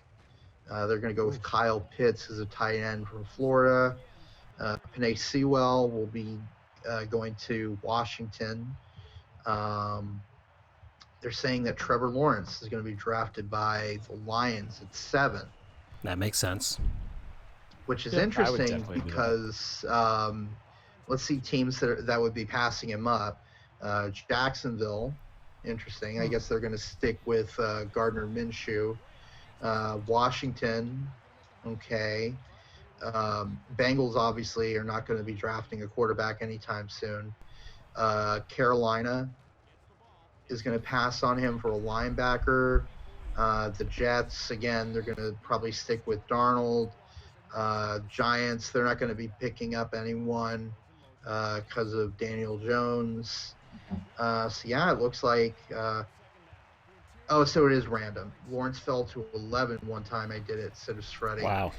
Okay. And according to this mock draft, the Finns are going to get 1, 2. The Dolphins still have a ton of picks for next year. Yeah, they're going to have back-to-back picks, 8 and 9. And again, this is like a total simulation. But it's also saying, I think it's going to say that the Chiefs win the Super Bowl unless they trade it with someone because they're the 32nd pick. Okay. I don't know. We'll see. It's very interesting. Okay. All right. So let's see. Do I have... I do have another... Let's see. Let's try a player we remember to forget. So if I can actually find it on my screen here. There it is. Okay. So player remember to forget. Much like Coco, we try and remember these players or they will be forgotten forever. And I basically just went on Hockey Reference today and just went, all right, I don't recognize that guy's face. And so I just pulled this guy out of a hat. Bruce Affleck, not related to Ben Affleck, by the way. But, yeah, he was a... So... What? What- So, Ben Affleck was Bruce Wayne for the Batman movies, so I'm just capitalizing on this. There's irony in this world that I like a lot, and I like that concept. Okay. It brings pleasure to my heart. Okay. So yeah, Bruce Affleck. He's from a very Canadian-sounding city called Salmon Arm, British Columbia. That is a very Canadian-sounding city. Yeah. He was Bear in mind, this is a country that has Medicine Hat right. and Thunder Bay. Was it Moose Hat as well? What else is there? There's a bunch of one. Mississauga. That Moose sounds very Jaw, I Canadian. think. Moose I think Jaw. it's Moose Moose Jaw. Jaw. Sorry. No, yeah. I guess I was mixing that with Medicine Hat. Yeah. All right. Yeah. From Salmon Arm, British Columbia. He was drafted by the California Golden Seals way back when in 1974 in the second round, 21st overall. Wore number 4, number 26, and number 32 in his career. Played 280 games. Scored 14 goals, 66 assists for 80 points. Finished minus 82 on his career. And yeah, played for the St. Louis Blues primarily, then the Vancouver Canucks, and ended his career playing one single solitary game for the New York Islanders in 1983/84. And, well, after that, and currently, after they became a color commentator for the St. Louis Blues TV crew, and he is currently the St. Louis Blues Vice President of Sales, so he's got a nice, big, giant, fat Stanley Cup ring at this moment. So he's done well for himself in his post-playing career. Much better than his playing career was, to be honest. So that's Bruce Affleck there. All right. That's our player. That's all I got for that. And all right, so Korean baseball, everybody. Feel the thunder, or whatever their slogan is.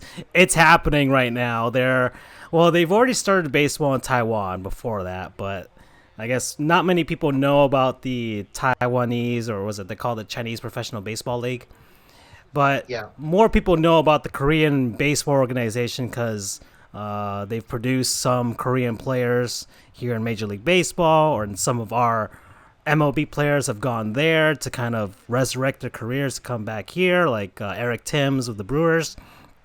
So it's a higher, I guess you would say, a higher level of foreign baseball than the Taiwanese league. And so they had their regular season opener yesterday at the fantastic hour of 1 a.m. Eastern time. And 1:30 actually. Well, okay, yes. They had a 30-minute rain delay. Yes, obviously I was up to watch it.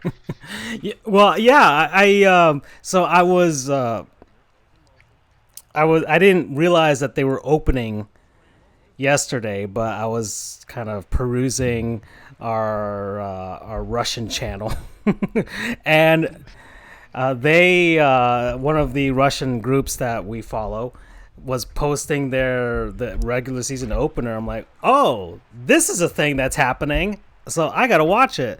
So I guess some things about the Korean baseball organization I didn't know. They do have a limit to how many foreign-born players they can have on their roster. They have to have mostly Korean-born players on their team, and they only have 3 roster spots reserved for anybody outside of Korea to play for them.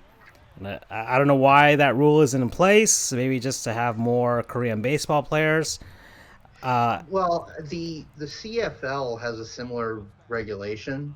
I think it comes down to, I know for the CFL, I think it's implied that if they let all Americans in, there would be no place for Canadians because, generally speaking, Americans have better football players because they went through college and stuff like that. So I'm assuming it's a similar rationale in the KBO, CPBL. Well, that's just the KBO. I don't know about the CPBL, but for the KBO, I guess, I would assume that too, from your reasoning, Andrew. And but the interesting thing is, well, some teams decided to, I guess, have pictures of their fans that they submitted wearing masks and just having giant banners laying across the rows of the seats to make it look like the fans are there.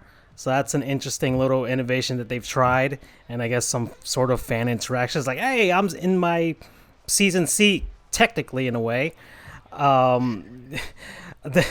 There's one team. Well, all the teams, they're not based on location, unlike in other sports and other leagues and other places, especially here.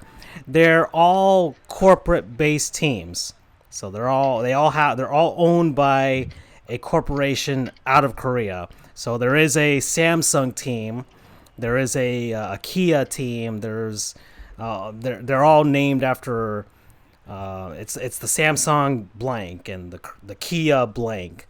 So that's how they've got their team. So I read SB Nation's article about it, and they're like, you may not have any ties to this Korean city, but you probably might have a tie to their corporation. So that could be a way for you to find a team to love or hate. And yeah, that's what's going down. And ESPN is broadcasting these games. I don't know if I'll stay up tonight to watch a game. I'm trying not to stay up late anymore, just to have some semblance of normalcy and not go crazy. Well, to I guess in full disclosure, the commentators are not out in Korea. They're watching the game from their homes and then broadcasting on a little bit of a delay. I would assume they're in Los Angeles because, let's see, well, it'd be a 10 o'clock start over there. Not necessarily. Like Jeff Passan, who wasn't commentating, but he came on as a brief analyst. He lives on the East Coast. He said that he was up at 2 a.m. Wow. And so who knows where they live, but they're wearing their ESPN polos. They've got the massive headsets on. There were some technical glitches, like they lost their video feed for a minute or so. Another thing is they will talk over each other on occasion. Right. Because they don't have instant feedback by being in the same room together. And then, like I said, there is some delay, so you'll see someone make a catch, and maybe a half second to a second later, then they'll make the comment, "Oh, and the catch." Yeah. But otherwise, I mean, they did a pretty good job. Yeah. It was fun to see some live baseball. Yeah, actual human being baseball. Unlike what I've been doing for the past month with our simulation series. Our next game is the Tampa Bay Rays visiting the Chicago White Sox. And I'll be simulating that on Home Run King. And we're close to 4,000 views now. Already, the last week it was 3,000. We're close to 4,000 now. So... And we got a ton of Japanese people watching us, which I guess makes sense for baseball. I guess that makes sense. So, thank you. I don't. How do you say thank you in Japanese? Charles, get your. Is it domo arigato? Because I guess. Yeah. Domo arigato bitsurubato. I guess so. I don't even think that's like me being like. Discriminatory. I think that's like legitimate. I wouldn't say racist discriminatory. Maybe like a weeb. Maybe being a weeaboo a little bit there. But or just there. I got checked. That's not what it means. I'm trying to think back. Okay, which subbed animes have I seen? Okay. Arigato means thanks a lot. All right. God bless pop culture. Okay. But that is correct. Domo arigato translates to thanks a lot or thank you very much. Okay, arigato. to all our Japanese audience, and I guess gracias to our Mexican audience. If anybody's watching us too, it's Cinco de Mayo. Why not? All right, so that's just a shameless plug for that. Our score crawl has UFC matches that are going to happen on the top left, and that's the only thing ESPN has up there on their crawl. So that's there for some reason. If they have KBO stuff, I'll probably post that instead because I don't give a crap about the UFC. Maybe one of you guys does. I'm not sure. But let's see. What else is going on here? We talked about Dolphins. Andy Dalton goes to the Cowboys. We haven't talked about that. Charles, I mean, you had some thoughts on it? I got a 2-cent thought on it just because my buddies in my other group chat were like, "Why would you do this?" I'm like, "Why not? You had Cooper Rush as your backup, and God forbid something happens to this man named Dak Prescott that you're going to pay $30 million this year plus on your franchise tag. I would think you want some kind of consistency, and there's nothing better than a guy who's basically going to come onto your team to be cheap, rest his body because Dalton's been kind of injured for the last couple of years." And then essentially just kind of like get his opportunity to go back up there. Because if there's one thing the NFL loves, it's at least, signing a proven veteran to do something for their team if they feel that they're just a good player away. Want to know how I know? Because we just gave Ryan Tannehill a whole lot of money because he was that proven veteran looking to make a name for himself, and we got to a conference final. Will we go back there? Sorry, Fred. I understand that you're saying that we are. I don't think so, but yet I am that kind of fan who never has that kind of confidence anyway. It's just how it is with your boy doing things. But all that being said, it's a good thing. Let's not poo-poo on things just because it's Andy Dalton. And yes, I understand that he had a lot of talent helping him out back in the days when he was in Cincy. But, sometimes you have to know talent's there. So that's my 2 cents on Andy Dalton going to the Cowboy land. All right. And Jerry's world. Yeah, that's basically it. Arlington, the fantastic triple sports complex that they've made out there with the baseball field, the new baseball field, Jerry World, and the baseball/football field that they got there that no longer has a tenant. So we'll see what goes down in Arlington. All right. That new stadium is so freaking ugly. Oh yeah, I've seen now that it's basically complete now, and they can basically add some finishing touches to it if they want to, but it is so far outside of the usual older ballparks like the Coliseum and Tropicana Field. Well, let me explain my reasoning here. I'm generally, on the whole, I'm a fan of the new retro classic stadiums. Camden Yards, PNC, Jacobs Field, all those I think are beautiful. It's a nice breath of fresh air from the cookie cutters that you had in the 60s, 70s, and 80s.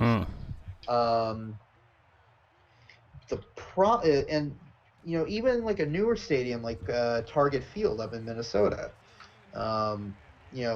they have done it well. The problem is this has been a trend for 30 years now, so the uniqueness is starting to be overplayed a bit. Right. And again, I love the retro classics. Those are my favorite ballparks. It's become overdone. The thing is, the Rangers ballpark, it seems like they've tried to make a retro classic ballpark out of a retractable roof facility, which is hard to do, and their execution has been awful with it. It is an ugly building. It's not like, I don't know, the Sky Dome is kind of like a cookie cutter retractable roof stadium, which they're going to renovate at some point. So that's kind of like an exception. But Seattle looks good. They've made it work. They do. Houston's made it work. And the thing that I like about Seattle Stadium, I heard it all the time, but I never quite grasped it until I was playing MLB The Show and had a game up in Seattle. Their retractable roof is different. Most retractable roofs are attached to the stadium. You know that quite well, having been to a million games at Marlins Park. Seattle's is different. It's not actually attached to the stadium. It essentially covers it like an umbrella. It's got its own structural supports outside of the stadium, and it just tracks over it, which is different, which I think is kind of cool. Yeah, it's unique. Houston's, it was a small area that they could do it, but they found a way to make it work, and it does. It's unique. Their giant wall in left field is pretty unique and all that stuff. But this place and Arizona's kind of feels like a warehouse, but I mean, they've kind of made it their own in a way. It's same thing with Miller Park. But this place is just like, woof. I mean, there's nothing interesting in the outfield to look at. It's nothing interesting about it outside either. So it's just a giant warehouse that they built next to Jerry World. And then the other thing, if you guys pull up a picture of the stadium, there is a big ass video board in dead center. Yep. Like, and I know like Miller Park or Arizona, they have one as well, but it's way above the playing surface. Right. The batter's eye, like if you will. Right on top of the batter's eye. Like, how on earth is that not going to be distracting for hitters? Yeah, I mean, they had the same issue when Marlins Park opened, and they had the monstrosity in center field, but, well, that issue is gone now. But either way, yes. They replaced it with the giant white, area. So I guess baseball's not too hung up about it. I'm sure they've done their work and whatever. We'll see. If not, they'll just have to, like, black out half of it and only use the top half. I have no idea. But whatever. The Rangers, gosh darn it, Texas. All right. Well, we're coming up on our last 10 minutes here, so let's head on over to the cage. And Charles, before you start, I kind of want to steer it a little bit because I kind of did some research for once. Steer away. But you do your disclaimer, or your intro, whatever you call it.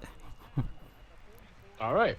Welcome, everybody, to The Cage with Charles, your weekly truplex into the minds of a Vincent Kenny McMahon, into a Tony Khan, a Cody Rhodes, all things wrestling, basically, on top of all this other stuff. Yes, there's still wrestling, even if we have this little pandemic going on. Now, disclaimer, wrestling is not fake. It is scripted. It is a dance. It is a ballet. It is a story of men and women chasing championships. It is a story of blood feuds, of hatred, of friends becoming bitter enemies, rivals, and the thirst to prove yourself as the constant underdog.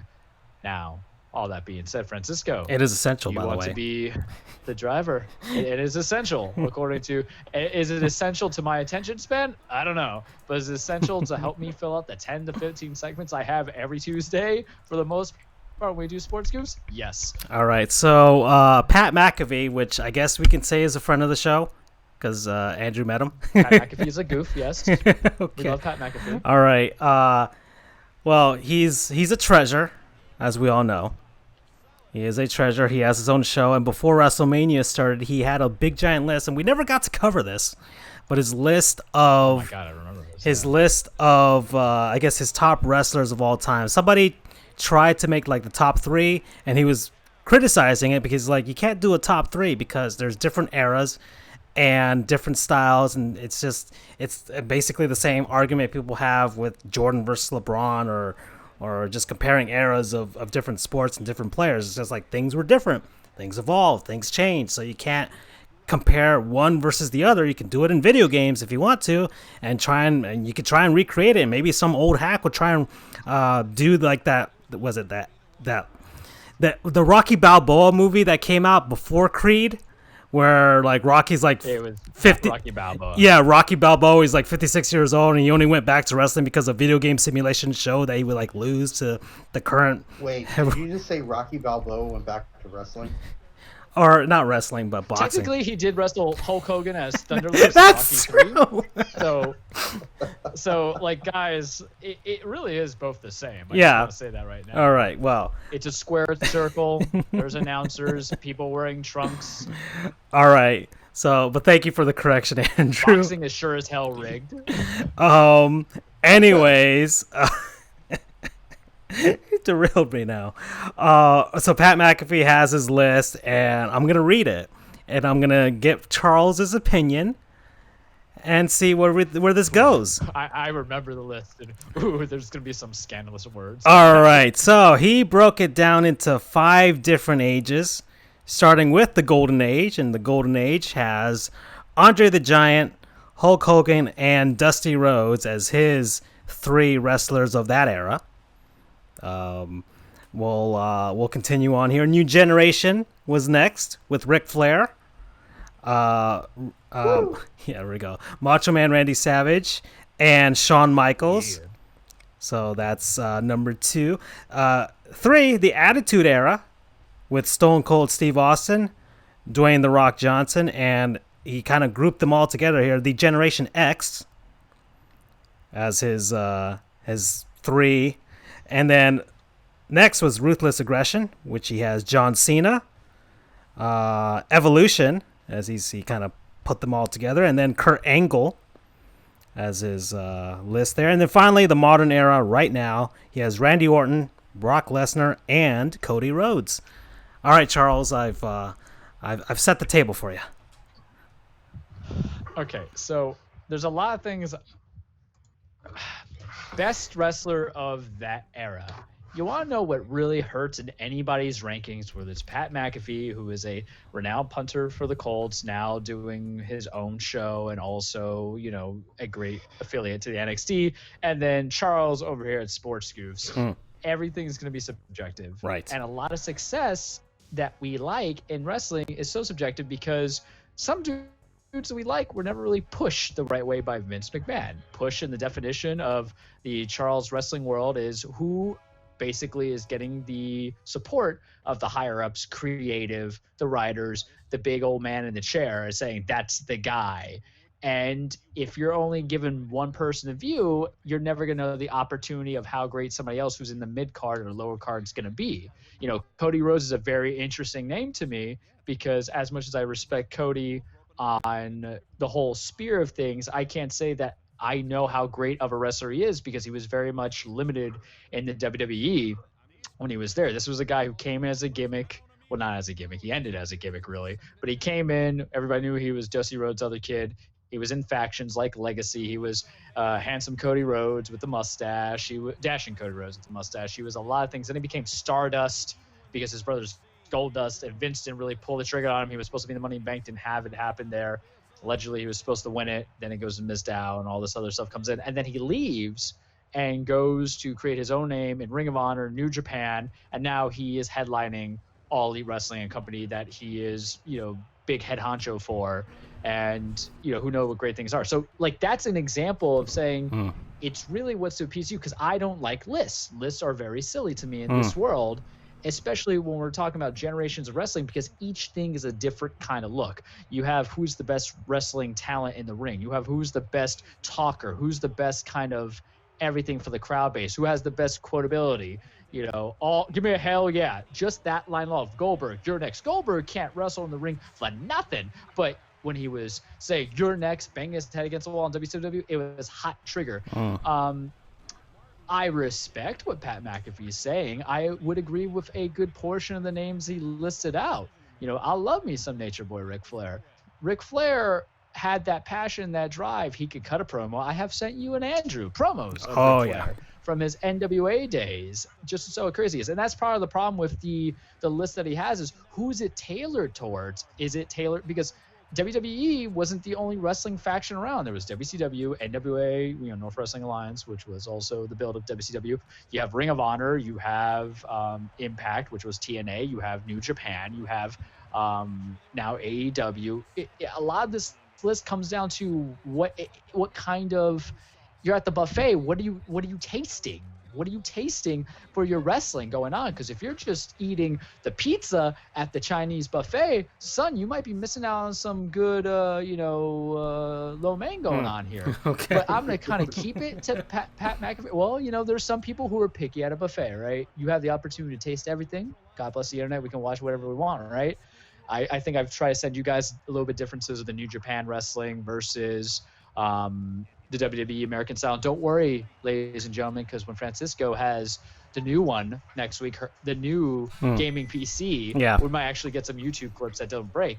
Yeah. But a lot of it comes into what you're exposed to. But going to his list, and I won't break up necessarily to errors. I'll talk about two names I feel that are severely missing.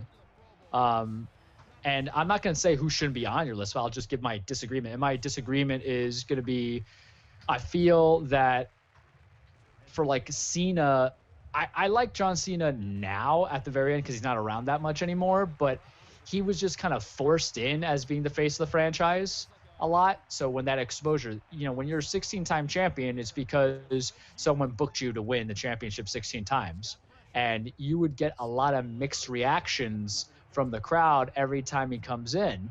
I wouldn't necessarily even have him as the best performer or talent. I don't think he actually knew what his talent or craft was in the ring until he started wrestling great wrestlers. Like his matches with AJ Styles was fantastic in the Royal Rumble, at SummerSlam. Anytime they had a multi-man match, him doing the triple threat at Backlash with Dean Ambrose as well was great. So it's just what the people might be constantly exposed to John Cena, but there was guys like Daniel Bryan, Edge, before his neck injury came out. CM Punk's not even on that list, and CM Punk's whole gimmick when he was in the WWE was best in the world. But you're going exposed, so I wouldn't necessarily have Cena in that list of being best. Granted, the guy can move merchandise, he can cut a promo when he was inspired, and later on he had some good matches. But the two names that are not on that list that are kind of like, you're really hurting people by not having them on a list of the greatest of all time is very simple. I'll get one out of the way. Bret the Hitman Hart. Bret is a technician, the excellence of execution, the best there is, the best there was, the best there ever will be. He basically helped make Shawn Michaels into that Mr. Showtime performer in that Iron Man match at WrestleMania. Known for the Montreal Screwjob, did nothing in WCW because they didn't know how to book him, but he had the Hart Foundation. Bret's problem was he couldn't really do promos that well, but he was such a surgical technician in the ring. His matches with Razor Ramon were good. He had a good match with Diesel, Yokozuna, but Bret didn't fit that type in Vince McMahon. He was that transition era, so I guess they call it the New Age, but Vince used to be in love with bald, sweaty men in hot tights. That's why Hulk Hogan, and you can have Hogan on the list, and Hogan was a four-move kind of guy. Punch, clothesline, body slam, big boot, and then atomic leg drop. But he can hulk you up. He could cut a promo. That's why it's so weird. What appeals to you? But Bret, to me, when he was a heel, was good, especially when he was, going against Austin. Their match, I believe, is at Mania, when they end up with the double turn, with Austin just bleeding, passing out, was just, great. And then Bret just could really kind of put on a show with almost anybody. It's a shame WCW, he couldn't really get anything going, like going against Sting and, Ric Flair Part 2, I guess, coming to that. But Bret, I felt as a performer, extremely underrated. And the other one, and this one speaks to me just because maybe my love of him reignited during WrestleMania weekend, but to not have The Undertaker on that list is kind of wrong. And the man, when I was a 7-year-old boy living in Polk County, I got 2 wrestling toys for my birthday. One was Stone Cold Steve Austin, the other one was The Undertaker. And you're talking about a guy who has longevity. Now, mind you, I still want Taker to be retired. I don't want him to get hurt. He still can't go. Even though I love the Boneyard match against AJ, which was like my favorite thing out of Mania, you don't want to see Old Yeller go out there. But the thing that he was able to do with a character and a mystique that he had and keeping that character alive, not necessarily fresh, but something great for almost 30 years is really something. Mind you, it's partially how you're booked. He didn't really lose a lot. He doesn't really lose that much. If he loses, it's because he's going to give you the rub as the new guy. And he didn't really get into the championship form until like the mid 2000s or late 2000s, because he only held the WWF championship like a short amount of time. Like one he took from Hogan, and then because Ric Flair interfered, then he lost at this Tuesday at Texas, and then he won it like in '96 against Sid Justice or Sid Vicious, whatever they had Vicious's name as at that point at WrestleMania. Then he lost to Shawn. I think it was the Hell in a Cell match, or did he retain?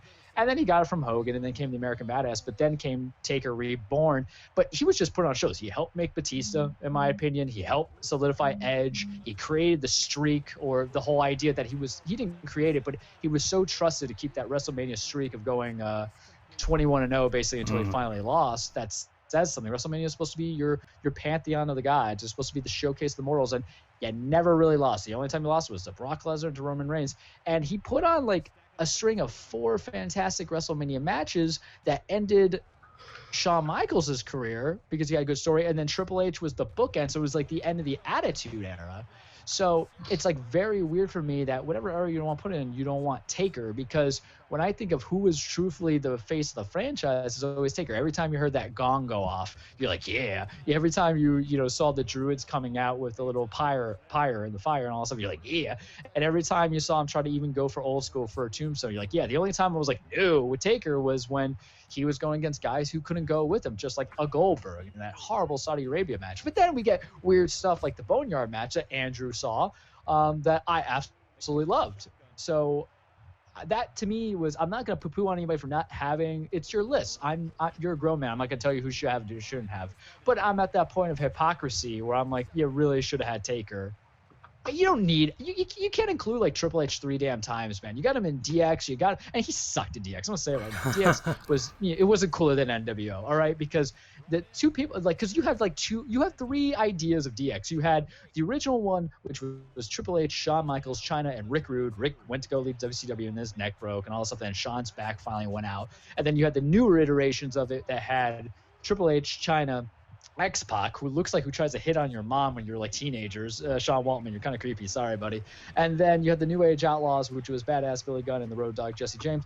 They were cool. That's fine. And then it kind of disintegrated. They joined the corporation. And then they came back when Shawn Michaels came back and had the 2-man DX. They tried to make it seem like the New Age Outlaws was there. And then you had Evolution, to which he was with Batista, Randy Orton, and then Ric Flair. And even though we like Evolution, it wasn't a constant thing, because at some point they were supposed to break up anyway, because the idea was to give the rub to both Batista and to Randy, and then just help solidify H's career. Mind you, I like H more in Evolution than I did in DX, because he actually had the stable to kind of put some guys over. He feuded with each member in that faction.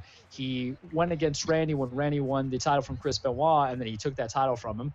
He helped put over Batista because Batista won the Royal Rumble and Batista beat him Mania. And then he even feuded with Flair later on for an IC belt, and Ric Flair actually won it. It wasn't the greatest match, but it was funny. And then it brings back some other stuff. Like I like that more than him like betraying X-Pac and just pedigree him, or him being the hell out of Billy Gunn because Billy Gunn had an injury and he had to kayfabe them off and kick him out of DX. So sorry, Pat. That's just I know H. Hey, look, H is great. I'm not going to go against him, but I'm not going to have him in 2 eras over the Taker, especially if you're talking about Ruthless Aggression, which is Evolution time, and then Attitude Era. I would rather have Taker than DX in there. Okay. Oh, by the way, I saw one episode of that Big Show Netflix show. Yeah. Yeah. I mean, tell me something. Don't you think Aces would be a better thing than the Big Show show? I'm just saying it right now. I'm waiting for that Jam Fest screenplay, dude. Come on now. It's coming. It's coming. Maybe I'll do that in the quarantine. Okay. Peanut butter jelly and then everything in between. All right. Do you have anything more? Let's close those. One thing to leave it on, Money in the Bank this Sunday. They finally announced the final entrance. I won't talk about the regular matches. I'll just talk about this. We all knew, I was kind of waiting to see who the final contestants were going to be, because I wasn't super hyped about it. Whoever wins the contract gets the guaranteed title shot at any time to cash in. Well, now that they have the announced roster, I am very ready for it. Because for the women's Money in the Bank, it's going to be Nia Jax, Asuka, Shayna Baszler, Dana Brooke, Lacey Evans, Carmella. I mean, Shayna's probably going to win and then cash in on Becky at a different point. Whatever, they could do that. That's fine. But the men's Money in the Bank, because what you need for the expectation is that there's not a surefire winner. It could be anybody. So Apollo Crews had a fake injury to allow a certain man to come in. So right now it's Aleister Black, Rey Mysterio, Daniel Bryan, King Corbin, Otis, and now AJ Styles, who was basically buried by The Undertaker, is back in there, and he's fighting the briefcase. Now we have an idea of favorites. I still think Baron Corbin should win, because when the crowd is back and he cashes in on Braun Strowman, that heat will be mega intense. But I can live with AJ getting it as well. I can also live with maybe Aleister Black doing it if they want to propel him straight to the main event. But what's going to be crazy about this, guys, is this was new to me, and I'll leave you on this one. Both Money in the Bank matches, the men's and the women, are going to be going on simultaneously. And it's going to start at the first lobby for the next 3 floors of the Corporation building, and then ending up at the roof where the ring and the briefcase, the ladders will be. So it's going to be men and women battling each other out. So basically it's going to be like that episode of The Office where Dwight starts the fire and everybody freaks out.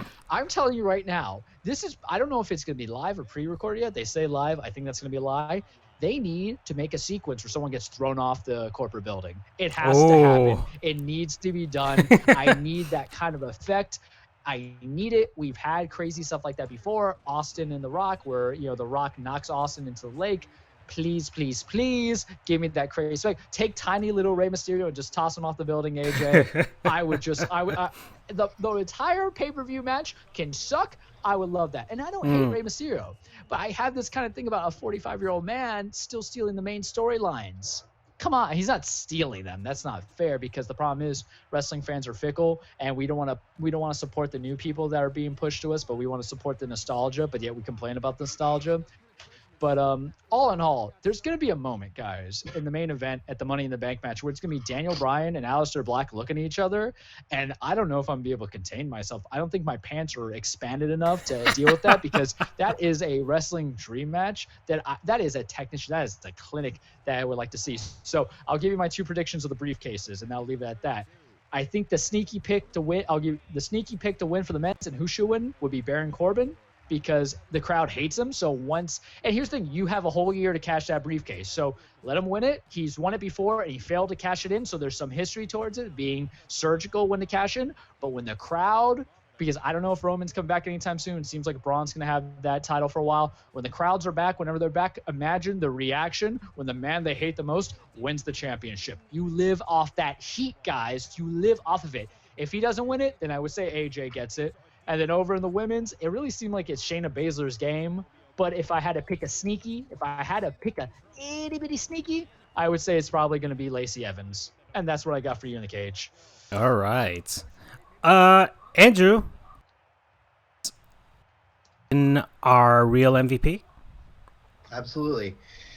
Our real MVPs of this week and every week, really, every day, is the men and women on the front lines during this response, CV response. I'm trying to not get us demonetized on YouTube.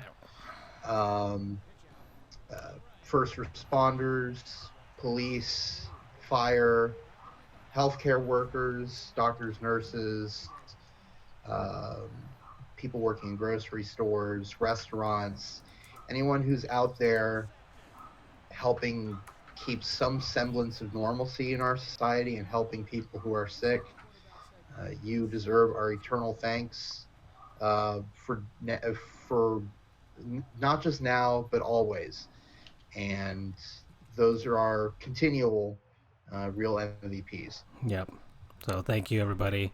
I don't have any sports real MVPs for this week. Don't know if anybody else has, but if that's the case, then we'll move on, and then we'll thank you guys for watching, for listening in.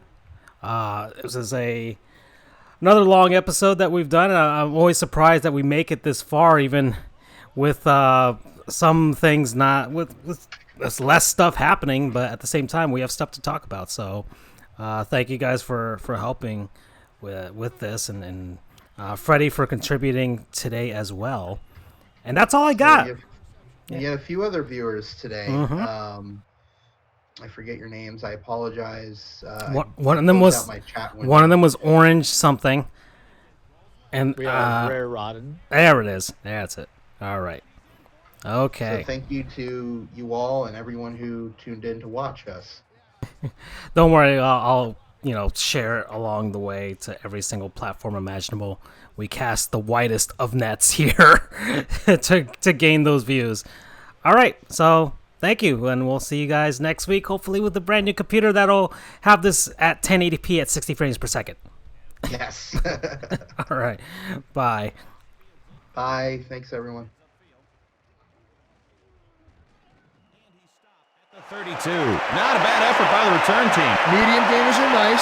Big gainers are what you shoot for out there. He's probably a little disappointed with himself. He faced